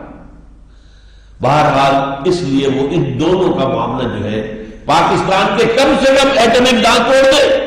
ایٹمک دانت، اور وہ ہمارے اندر گھس چکے ہیں، ہمارے گھروں میں گھس چکے ہیں. اسلام آباد کا گھیراؤ ہے، سہارا میں ان کا مرکز ہے. اور جو امریکہ کی ایمبیسی ہے وہ کیا ہے؟ کہا جا رہا ہے کہ میری پینٹیگون بن رہی ہے وہاں پر. سینکڑوں مکان اسلام آباد میں ہی ہے، سینکڑوں مکانات انہوں نے پشاور میں نہیں ہے. پشاور کا جو ہے 5 اسٹار ہوٹل ٹوٹل ان کے قبضے میں ہے. ہماری بات جو ہے ایئرپورٹ ان کے قبضے میں ہے. ہمارا وزیر اعظم یہ صدر بھی نہیں جا سکتا وہاں پر. کسی اور پاکستانی آفیسر کی جانے کا کیا سوال؟ ناٹ ایون یور پریزیڈنٹ اور your prime minister can go there. وہ ان کے اپنے ہیں. تو یہ تو در حقیقت سورہ بنی اسرائیل میں الفاظ آئے ہیں فَإِذَا جَاءَ وَعْدُ أُولَاهُمَا بَعَثْنَا عَلَيْكُمْ عِبَادًا لَنَا أُولِي بَأْسٍ شَدِيدٍ فَجَاسُوا خِلَالَ الدِّيَارِ. وہ تو ہمارے اندر گھس چکے ہیں، ہمارے گھروں میں گھس چکے ہیں. جب چاہیں تو کر لیں، اس کے لیے انہیں تو باہر آ چاہیے. یہ ہمارے یہاں سارے جو ہو رہے ہیں یہ اتنے بڑے بڑے دھماکے جو کراچی میں ہوا ہے یہ تو خود کچھ بھی نہیں ہے. یہ کہاں سے ہو رہا ہے؟ ریموٹ کنٹرول کہاں سے انہیں اس قسم کا جو مواد مل رہا ہے، اس قسم کا بارود کہاں سے مل رہا؟ کون؟ یہ سب امریکہ کا معاملہ ہے. وہ چاہتا ہے پاکستان میں خانہ جنگی کی صورت پیدا ہو جائے تو ہمیں موقع مل جائے. وی شل انٹر. نیٹو فورسز آئیں گی مغرب سے اور بھارتی فورسز آئیں گی مشرق سے تاکہ ہم پاکستان کا ایٹمی ہتھیار ختم کریں. اس کے بعد Pakistan will be at the mercy of Bharat. معاذ اللہ ثم معاذ اللہ. یہ ان کے نقشے ہے، ہوگا کیا وہ اللہ جانتا ہے. ہمارا کام کیا ہے؟ یہ ساری چیزیں بھی ہمیں معلوم ہونی چاہیے، اویئرنیس ہونی چاہیے. We are where do we stand, where we are heading, جا کہاں رہے ہیں. یہ انسانیت کا جو قافلہ کدھر جا رہا ہے، کیا حالات آنے والے ہیں. آخر حضور نے یوں ہی تو خبریں نہیں دی. کوئی آپ کی ہابی تو نہیں تھی معاذ اللہ. یہ نبوت کا فنکشن ہے جو آپ نے ادا کیا، خبریں دی. یہ جو نقشہ ہے یہ آپ کو میرے 2 کتابچے ہیں. میں نے آج سے چند سال پہلے تقریر 2 کی تھی. ایک ہے موجودہ عالمی حالات میں اسلام کا مستقبل اور ایک ہے پاکستان کے وجود کو لاحق خطرات و خدشات. ان دونوں کے اندر میں نے یہ تصویر، اس کا بیک گراؤنڈ، یہ 2001 میں یہ مضمون لکھا گیا ہے. 9/11 سے 2 مہینے پہلے لکھا گیا ہے. امریکہ کا ایک رسالہ ہے جس میں یہ شائع ہوا ہے اور وہ یہ وہاں کے نیو کونس کا سب سے بڑا رسالہ ہے، ملینز کی تعداد میں چھپتا ہے. جملہ سنیے. Most people think that crusades are a matter of the past, over forever. Most people think that crusades are a matter of the past, over forever. But they are wrong. Preparations are being made. ہو رہی ہے تیاریاں for the last crusade, which will be the bloodiest of all. آخری صلیبی جنگ کی تیاریاں ہو رہی ہیں جو کہ خونریز ترین ہوگی. وہ جو 170 برس کے اندر جو بھی ہوئی تھی خونریزی، اس سے کہیں بڑھ کر خونریزی جو ہے اس آخری صلیبی جنگ میں ہونے والی ہے. ناظرین، اس کتاب کا بقیہ حصہ محترم ڈاکٹر اسرار احمد رحمۃ اللہ علیہ نے اسی روز ایک علیحدہ نشست میں بیان فرمایا. بیان کا بقیہ حصہ ملاحظہ فرمائیں. میں نے آپ کو بتایا تھا کہ جن ملاحم کا، جنگوں کا ذکر ہے احادیث میں، اس کے 2 دور ہیں قریب قیامت میں ہونے والی جنگیں ہیں. پہلی جنگ یہ صلیبی جنگ جو ہم پر مسلط ہو گئی ہے، ایک دور ہے. یہ پہلی صلیبی جنگ بھی 177 برس جارس رہی تھی. یہ بھی بہت لمبی چلے گی، معمولی بات نہیں.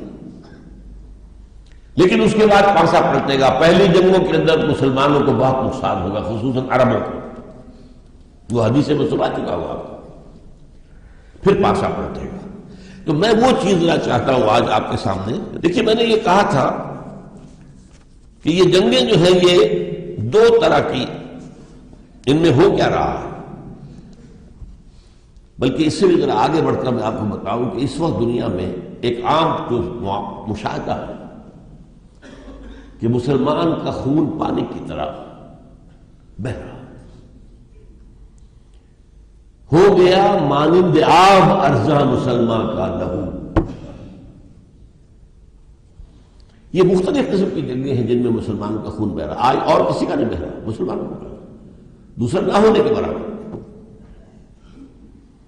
ایک جنگ میں جیسے ایک اسرائیل اور عرب فلسطینیوں کی جنگ 60 برس سے جاری ہے، ایک کشمیر اور بھارت کی جنگ 60 برس سے جاری ہے.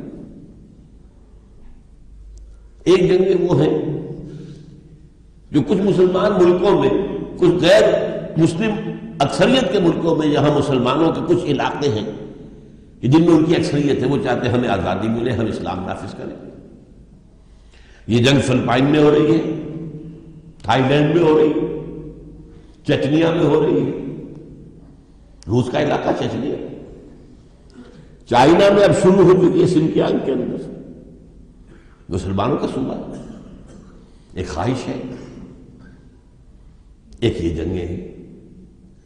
وہ جنگ جن کا میں ذکر کر رہا ہوں، صلیبی جنگ، وہ اصل میں شروع ہوئی ہے افغانستان پر حملے کے ذریعے سے.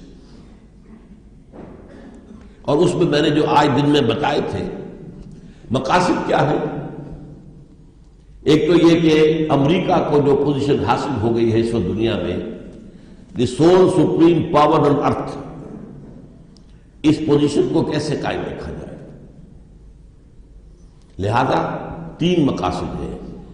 دنیا کے وسائل پر قبضہ کیا جائے، خاص طور پر مسلمانوں کے، وہ کمزور ہیں. نزلہ بروزب ضعیف بھی دے گا، اور اپنا نظام جو ہے دجالی نظام سیاسی اور معاشی، اس کو پوری طرح محفوظ رکھا جائے، اور کہیں پر بھی اسلام کا نظام ابھرنے نہ پائے. اگر سب میں اٹھا کے کچھ نہیں. اور ایک ہے جو کہ زائدسٹ ایجنڈا ہے، وہ میں تفصیل سے بیان کر چکا ہوں. آرمیگیڈون بڑی عظیم جنگ ہونی چاہیے، اس کے نتیجے میں گریٹر اسرائیل قائم ہونا چاہیے. پھر مسجد اقصی اور قبۃ الصخرہ گرایا جانا چاہیے، اور 3rd ٹیمپل اس یہودیوں کا تعمیر کرنا چاہیے، اور اس میں لا کر تھرون آف ڈیوڈ رکھنا چاہیے. یہ 4 Jewish Zionist and Christian Zionist neocons متفق ہیں ان 4 باتوں پر. 5ویں بات میں اختلاف ہے. عیسائیوں کے نزدیک پھر حضرت مسیح ابن مریم نازل ہوں گے اور حضرت داؤد کے تخت پر بیٹھ کر پوری دنیا میں حکومت کریں گے. یہ عیسائیوں کا ایجنڈا ہے. یہودیوں کے نزدیک ان کا مسیحا جس کے وہ منتظر ہیں، مسیح جو ہوگا دجال، وہ آئے گا، وہ بیٹھے گا اور وہ پوری دنیا پر حکومت کرے گا. اب ان چیزوں کو سامنے رکھیے اور اب جو کی تجزیہ کیجئے کہ کہاں کہاں یہ جنگیں ہوئی ہیں. افغانستان میں کیوں ہوئی؟ نمبر 1، وہاں پر بھی بڑے بہت تیل کی اور منرل جو ہے بہت بڑی دولت ہے، اور کمزور ملک ہے، ہتھیار. نمبر 2، وہاں پر اسلامی نظام قائم ہو گیا ہے. یہ ان کو چند سال حکومت ملی ہے طالبان کو، اور پورے افغانستان میں امن ہو گئے. اور ملا عمر کا ایک حکم آیا اور افیون کی کاشت 0. یہ نظام اگر آ گیا تو ہمارا نظام تو ختم ہو جائے گا. وہ جو انگلش کی مجلس شورا کا شعر ہے اقبال کا کہ اصل حاضر کے تقاضاؤں سے ہے لیکن یہ خوف ہو نہ جائے آشکارا شرع پیغمبر قریب، وہ ہو گیا ہے. نمبر 3، ان کے علم میں احادیث ہے. یہودی عالم ہے، بڑے بڑے علماء ہیں کیا. آپ کو معلوم ہے حضور کے زمانے میں بھی جو یہودی تھے علماء وہ حضور کو ایسے پہچانتے تھے جیسے اپنے بیٹوں کو پہچانتے ہیں. قرآن کہتا ہے یعرفونہ کما یعرفون ابناءہم. مانا نہیں ضد، ہٹ درمی، تعصب، تکبر. یہ یہودی بھی جانتے ہیں.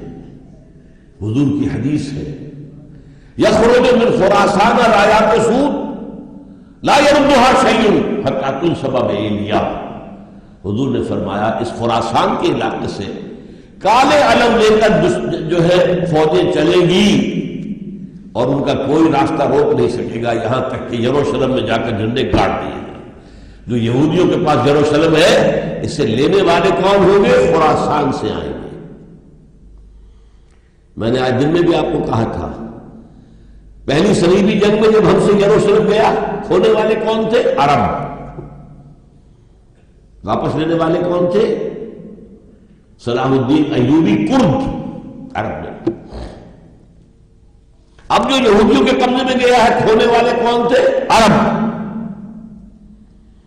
واپس لینے والے کون ہوں گے؟ عرب نہیں، خراسان. یہ خراسان وہ ملک تھا حضور کے زمانے میں جس کا مرکز تو افغانستان ہے اور پاکستان کے بھی پختون علاقے اسی میں شامل ہیں. اور ایران کا بھی ایک جو صوبہ ہے خراسان کے نام سے وہ بھی اس میں تھے. اور یہ سینٹرل ایشیا کی ریاستیں بھی اس میں تھی. یہاں سے فوجی چلیں گے. وہاں سے تو کسی صورت میں بھی امریکہ نہیں نکلے گا. what come what may. تو میں صبح بتا چکا ہوں کہ کس قسم کی کنسٹرکشنز وہ کر رہے ہیں، کتنی فورٹیفیکیشنز کر رہے ہیں، کتنی زبردست تعمیرات کر رہے ہیں. یہ جانے والے نہیں ہیں کہ 11 مہینے میں نکل جائیں گے نہ ہو. اور ایک اور گواہی کیا ہے، ٹوائنبی کی گواہی میں نے صبح پیش کی تھی کہ 21ویں صدی کے اندر جو جنگ ہوگی وہ کیپیٹلزم اور کمیونزم کے درمیان نہیں ہوگی because communism will not be able to sustain itself. وہ اصل جنگ ہوگی عیسائیوں اور مسلمانوں کے درمیان. اسی ٹوائنبی کا ایک قول ہے 1930 کا. افغانستان میں بیسک اسلامک تہذیب کی جڑیں مضبوط ہیں اور اسلامک سویلائزیشن کا احیاء افغانستان سے ہوگا. یہ قول ہے ٹوائنبی کا. لہذا افغانستان پر تو ان چیزوں کی وجہ سے انہوں نے قبضہ کیا ہے اور یہاں سے وہ ٹلنے والے نہیں ہیں. اور آپ کو معلوم ہے افغانستان پر حملے کے لیے جتنی بڑی کولیشن بنی ہے عراق کے لیے نہیں بن سکی کیونکہ عراق میں سے کسی اسلام کا تو سوال ہی نہیں تھا، کسی اسلامی نظام کا سوال نہیں تھا. عراق میں صرف تیل. اور دوسرا پوائنٹ کیا تھا، وہ سمجھتے تھے کہ it will be the first step towards the establishment of greater اسرائیل.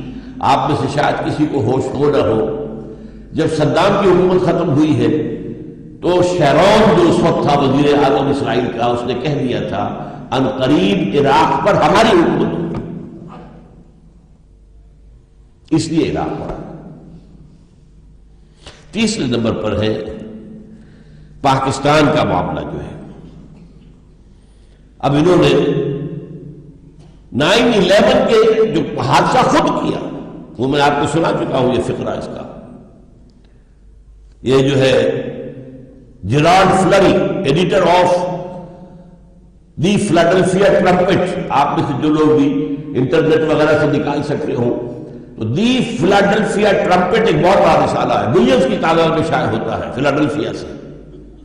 اور اس کا جو اگست 2001 کا پرچہ ہے اگست کا یعنی 9/11 سے ایک مہینہ پہلے، اس میں یہ لکھ رہا ہے many people think that crusades are a thing of the past, over forever, but they are wrong.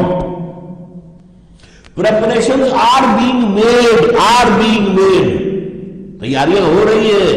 یہ گھر کا بیبی بول رہا ہے نا، امریکہ میں بیٹھا ہوا بول رہا ہے. تیاریاں ہو رہی ہیں کس بات کی؟ Preparations are being made for the last crusade, which will be the bloodiest of all. اس کروسیڈ کے لیے تیاریاں ہو رہی ہیں جو سب سے زیادہ خونریز ہوگی. افغانستان کا حملہ اس کے اعتبار سے تھا. اب اس میں افغانستان کے ساتھ پاکستان کیوں نچی ہو گیا ہے؟ ایک تو پاکستان کا بھی پختون علاقہ جو ہے وہاں شریعت کی تحریک، وہاں غلط لوگ شامل ہو گئے، غلط چیزوں پہ چل نکلے، خود غلطیاں کی، کچھ بدماش لوگ آ گئے، بہتی گنگا میں ہاتھ دھوئے انہوں نے، کچھ امریکی ایجنٹ آ گئے، وہ دوسری بات ہے، میں اس میں تفصیل میں نہیں جانا چاہتا. لیکن یہ تو معلوم ہے نا کہ وہاں پر اسلامی تہذیب جو ہے بقیہ پاکستان کے مقابلے میں اس کی جڑیں گہری ہیں. پٹھانوں کے اندر عام طور پر نماز روزے کا معاملہ جو ہے وہ بہت پختہ ہے، بہت پکا ہے، پردہ بہت پکا ہے. پاکستان جو ہے اس کے پاس ایٹم کی صلاحیت ہے. اب یہ اگر اپنے ایجنڈے پر آگے بڑھتے ہیں تو میں نے صبح بتایا تھا کہ پورے عالم اسلام میں طوفان آئے گا. مسجد اقصیٰ کو گرائیں، قبۃ الصخرہ کو گرائیں تو پورے عالم اسلام کے اندر طوفان آ جائے گا، اور نوجوان جوش جو میں آئے گا خون. ہماری یہ حکومتیں جو ہے یہ امریکہ کی پاکٹ یونینز ہیں، یہ تنکوں کی طرح بہ جائیں گے. اور پھر اندیشہ ہے، ان کا صحیح اندیشہ ہوگا کہ پھر ایٹمک اثاثے ان کے ہاتھ میں آ سکتے ہیں جو کہ فنڈامنٹلسٹ ہیں. لہذا انہوں نے پاکستان کے دانت توڑنے ہی توڑنے، پاکستان کے ایٹمک دانت توڑے. اور اس کے لیے اب یہ جو دھماکہ ہوا ہے آپ کا عاشورہ کے روز، اس کا تو پتہ ہی نہیں چل رہا. پہلے خیال تھا خودکش، معلوم نہیں تو ریموٹ کنٹرول تھا. جو معلوم ان کے پاس تھا وہ کہاں سے آ گیا، وہ تو ہوتا ہی نہیں ہے. جس طریقے سے یہ ہو رہا ہے یہ تو کوئی بڑی طاقت پیچھے ہے، بڑی قوت پیچھے ہے. اور وہ کیا ہے؟ امریکہ اور بھارت یہ چاہتے ہیں کہ پاکستان میں بدامنی پیدا ہو جائے، خانہ جنگی کی کیفیت پیدا ہو جائے، تاکہ ہمیں جواب مل جائے کہ ادھر سے بھارت کی فوجیں داخل ہو، ادھر سے امریکہ کی نیٹو کی فوجیں آئیں اور ہمارے کم سے کم جو ایٹمی دانت ہم توڑ دیں.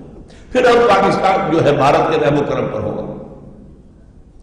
یہ پروگرام ہے جو اس وقت دنیا کے اندر چل رہا ہے، اور ہم گویا کہ پھنس کر رہ گئے ہیں. اب در حقیقت جو ہے یہ کروسیڈ شروع ہوا ہے، اور آپ کو معلوم ہے یہ بش کی زبان سے یہ لفظ نکل گیا تھا، بعد میں اس نے اس کو واپس لیا، غلطی سے نکل گیا. This crusade, this war on terrorism is going to take a while, and the American people must be patient. جیسے اس کے باپ نے کہا تھا پہلی خلیج کی جنگ کے بعد کہ اب نیو ورلڈ آرڈر کا وقت آ گیا، یہ میں آج صبح بیان کر چکا ہوں. اسی طرح بیٹے نے کیا کہا؟ یہ کروسیڈ ہے، اور یہاں تک کہا جس پر کہ میں حیران ہوا. اس نے کہا یہ مسلمان چاہتے ہیں کہ ہسپانیہ سے لے کر انڈونیشیا تک خلافت کا نظام قائم ہو جائے. They hope to establish a violent political utopia across the Middle East, which they call a caliphate, where all would be ruled according to their hateful ideology. This caliphate would be a totalitarian Islamic empire encompassing all current and former Muslim lands, stretching from Europe to North Africa, the Middle East and Southeast Asia. میں حیران ہوا کہ ہسپانیہ کا تو کبھی ہمیں خیال نہیں آیا. یہ بش کے خوابوں کے اندر تو ہسپانیہ بھی آ رہا. اور تب مجھے یاد آیا کہ علامہ اقبال کا ایک شعر بہت بڑا، بہت اہم ہے عرض فلسطین پہ یہودی کا اگر حق، ہسپانیہ پر حق کیوں نہیں اہل عرب کا. 500 سال پہلے ہسپانیہ کس کے پاس تھا؟ یہ تو 1492 میں ختم ہوا ہے. 800 برس تک ہماری حکومت تھی. اگر 2000 سال کے بعد آنے والے یہودیوں کو فلسطین کے اوپر کوئی حق ہے جو دے دیا گیا انہیں، تو عربوں کا حق کیوں نہیں فلسطین کو اسپین لے کر دو؟ ہے عرض فلسطین پہ یہودی کا اگر حق، ہسپانیہ پر حق نہیں کیوں اہل عرب کا؟ بہرحال یہ صورتحال ہے اس وقت. اس میں کرنا کیا ہے وہ میں نے چند باتیں گنوائی تھی. نمبر 1، اس وقت کچھ میں جو مشورے دے رہا ہوں وہ تو ہے انفرادی. دیکھیے ہمارا دین فرد سے مخاطب ہوتا ہے. کلہ آتی ہے یوم القیامت فردا، ہر شخص کو اللہ کی عدالت میں اکیلے حاضر ہونا ہے. نہ باپ ساتھ آئے گا، نہ بھائی ساتھ آئے گا، نہ بیٹا ساتھ آئے گا، نہ جورو ساتھ آئے گی، نہ جورو کا جو شوہر ہے وہ ساتھ آئے گا. ہر شخص کو انفرادی طور پر. تو پہلی بات تو یہ ہے کہ ہماری سوچ انفرادی ہونی چاہیے. مقدم کیا ہے؟ اپنی اخروی نجات. پاکستان کو بچانا، امت مسلمہ کو بچانا، فلاں کو بچانا، یہ اپنی جگہ پر ہے. میرا اصل مسئلہ اپنے آپ کو بچانا. یا ایھا الذین آمنوا قوا انفسکم واہلیکم نارا. اے ایمان والو، اپنے آپ کو اور اپنے اہل و عیال کو جہنم کی آگ سے بچاؤ. یہ ہے ہمارا کام. تو ایک کام تو وہ ہے جس پر گفتگو آج ہوئی ہے، اسلامی نظام کو دنیا میں قائم کرنے کے لیے. ظاہر بات ہے پہلے گھر سے چیریٹی بزنس ہو، پاکستان میں قائم کرنے کے لیے ایک انقلابی جد و جہد کے لیے کسی انقلابی طرز پر کام کرنے والی جماعت میں شریک ہو کر تن من دھن لگانا. کیا جب کہ اللہ تعالیٰ کو ترس آ جائے، اللہ تعالیٰ ہماری ان محنتوں کو قبول فرما لے. کیا پتہ، اللہ تعالیٰ کے اپنے پیمانے ہیں ناپنے کے. اگر ہم خلوص کے ساتھ اس کام میں لگ جائے، کیا پتہ اللہ تعالیٰ واقعتاً یہاں اسلامی نظام قائم کر لے، تو پھر تو سارے مسائل خود ہی حل ہو جائیں گے. لیکن انٹرم پیریڈ میں اس وقت جو کام کرنے کی ہے وہ کیا ہے؟ نمبر ایک، NRO کا جو خاتمہ ہوا ہے، اب اس کے اوپر عمل کیا جائے ان دی رائٹ ارنسٹ. جو بھی اس کی ذمہ آتا ہو اس کو سزا دے جائے. اس میں ہرگز کوئی رحم، کوئی سیاسی مصلحت سامنے نہ آئے. اسی طرح جو قرضے لے لیتے ملینز کے، معاف کروائے گئے، ان کی ہڈیوں میں سے نکالا جائے، ان کے گھر نیلام کیے جائیں، ان کی ذاتی جو جائیدادیں وہ نیلام کی جائیں، اور ان سے جو ہے وہ قرضہ جو انہوں نے پاکستان کے بینکوں سے قرضے لے کر معاف کروائے ہیں وہ ان سے وصول کیے جائیں. نمبر 3، امریکہ کو الوداعی سلام کہا جائے، جاؤ دفع ہو جاؤ، وی ڈونٹ نیڈ یو. ہم اپنے پاؤں پر کھڑے ہوں. سینکشن لگانی ہے، لگا دو. کبھی بھٹو نے کہا تھا کہ ہم گھاس کھا لیں گے لیکن ایٹم بم ضرور بنائیں گے. اب ہمیں کہنا چاہیے کہ ہم گھاس کھا لیں گے لیکن امریکہ کی غلامی سے نجات پائیں گے.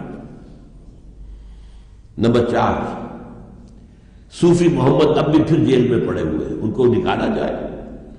ان سے جو معاہدہ کیا تھا سرحد کی حکومت نے، اس پر عمل کیا جائے کہ وہ اسلامی شرعی نظام عدالت کا قائم ہو جائے.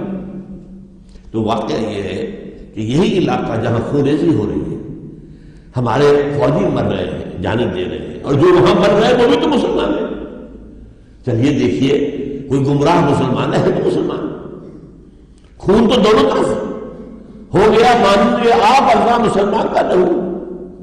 اس کا راستہ بند کرنے کا یہی ہے کہ وہاں پر وہ شرعی نظام عدالت جو ہے وہ قائم کی جائے. نمبر 5، یہاں اسلامی قوانین نافذ کرنے کے لیے ہمارے دستور میں جو اسلامی دفعات ہیں ان کو ایکٹیویٹ کیا جائے. نوٹ کر لیجئے، ہمارے دستور میں مکمل اسلام موجود ہے، لیکن ایسے چور دروازے ہیں کہ وہ اسلامی دفعات غیر مؤثر ہیں. صرف قرارداد مقاصد کافی ہے. اگر ایک جملہ ایڈ کر دیا جائے، this article will take precedence over the whole of the constitution، کسی اور آرٹیکل کی ضرورت ہی نہیں. لیکن ہے کیا؟ قرارداد مقاصد بھی ایک آرٹیکل ہے اور دوسرے آرٹیکل اور بھی ہے. ہمارے ہاں کے چیف جسٹس نے نصیب حسن شاہ نے کہہ دیا تھا قرارداد مقاصد کو کوئی فوقیت حاصل نہیں ہے. بات ختم ہو گئی.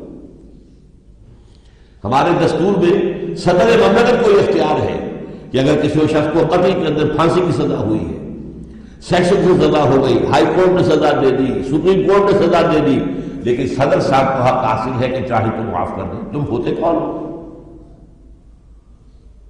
عمر کو تو یہ حق حاصل نہیں تھا، ابو بکر کو یہ حق حاصل نہیں تھا، عثمان کو حق حاصل نہیں تھا، علی کو حق حاصل نہیں تھا. تم ہو کون؟ خالص غلام، خالص جو ہے کافرانہ یہ دفعہ موجود ہے آپ کے دستور میں. تو چاہے تو معاف کر دیں، چاہے تو پھانسی کی سزا جو ہے وہ عمر قید میں تبدیل. بھائی ہو کون تم؟ اسلام تو یہ کہتا ہے مقتول کے ورثہ چاہے تو معاف کر دیں، کر سکتے ہیں، وہ چاہے تو وہ خون بہا دے دیں، چاہے ویسے ہی معاف کر دیں، لیکن کسی صدر مملکت کو یہ حق حاصل نہیں۔ جسٹس نسیم اسد شاہ نے کہہ دیا کہ قرآن میں مقاصد میں یہ ایک دفعہ ہے، یہ بھی ایک دفعہ ہے، تو برابر نہیں ہے۔ پھر ہمارے دستور میں موجود ہے no legislation will be done dependent on the Quran and the Sunnah، یہاں کوئی قانون سازی قرآن و سنت کے منافی نہیں ہو سکتی، اور اس کے لیے کاؤنسل آف اسلامک آئیڈیالوجی کے ساتھ اٹیچ کر دیا۔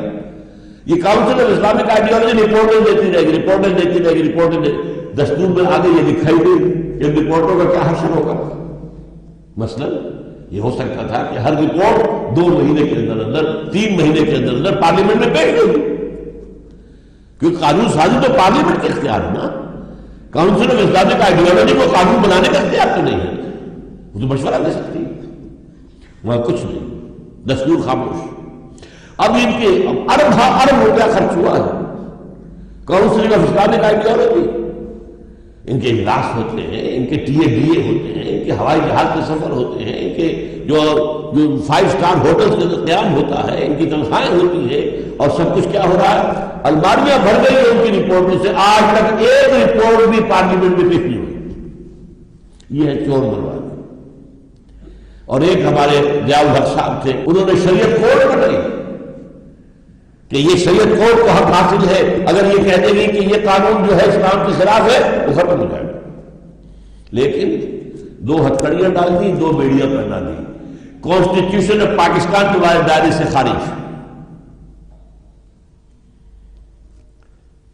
جوڈیشل پروسیڈرل لاز تمہارے دائرے سے خارج، فسکل لاز 10 سال تک تمہارے دائرے سے خارج، اور انا للہ و انا الیہ راجعون فیملی لاز میں خارج، تم نہیں بات کر سکتے۔ بہرحال اسلامی دستور ہمارا جو ہے 100% اسلامی موجود ہے، لیکن اس میں پابندیاں ایسی ہیں، اس میں ایسے چور دروازے ہیں، ان چور دروازوں کو بند کیا جائے تاکہ یہاں پر اسلامی قوانین کی تنفیذ دستوری اور قانونی انداز میں ہو، بجائے اس کے کہ لوگ وہ بم لے کر کھڑے ہو جائیں، یا کھڑے ہو جائیں دھماکے کریں، اور کھڑے ہو جائیں کچھ اور کریں، تخریب۔ آپ راستہ کھول دیے، آپ لیجسلیشن اسلامائزیشن آف دی لا کا راستہ کھول دیے، اور وہ بڑے ہموار طریقے سے سہج انداز کے اندر جو ہے قانون سازی ہوتی چلی جائے گی۔ یہ ہیں وہ باتیں۔ بہرحال اس میں اہم تر بات وہی ہے جو اس وقت آپ سے کرنے کی تھی، جس کے لیے آج یہ سیشن تھا۔ اپنی فکر کیجئے،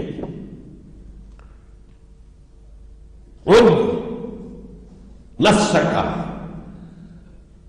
فی موتا، اپنے آپ کو اموات میں شمار کرو، آج نہیں تو کل مرنا ہے، جواب دہی ہوگی، اور اس کے بارے میں جو بھی ہم نے سمجھا ہے دین کی ذمہ داری کیا ہے وہ ہم نے آپ کے سامنے بیان کی ہے۔ میں نے الحمدللہ 40-45 برس اس کام میں لگائے ہیں۔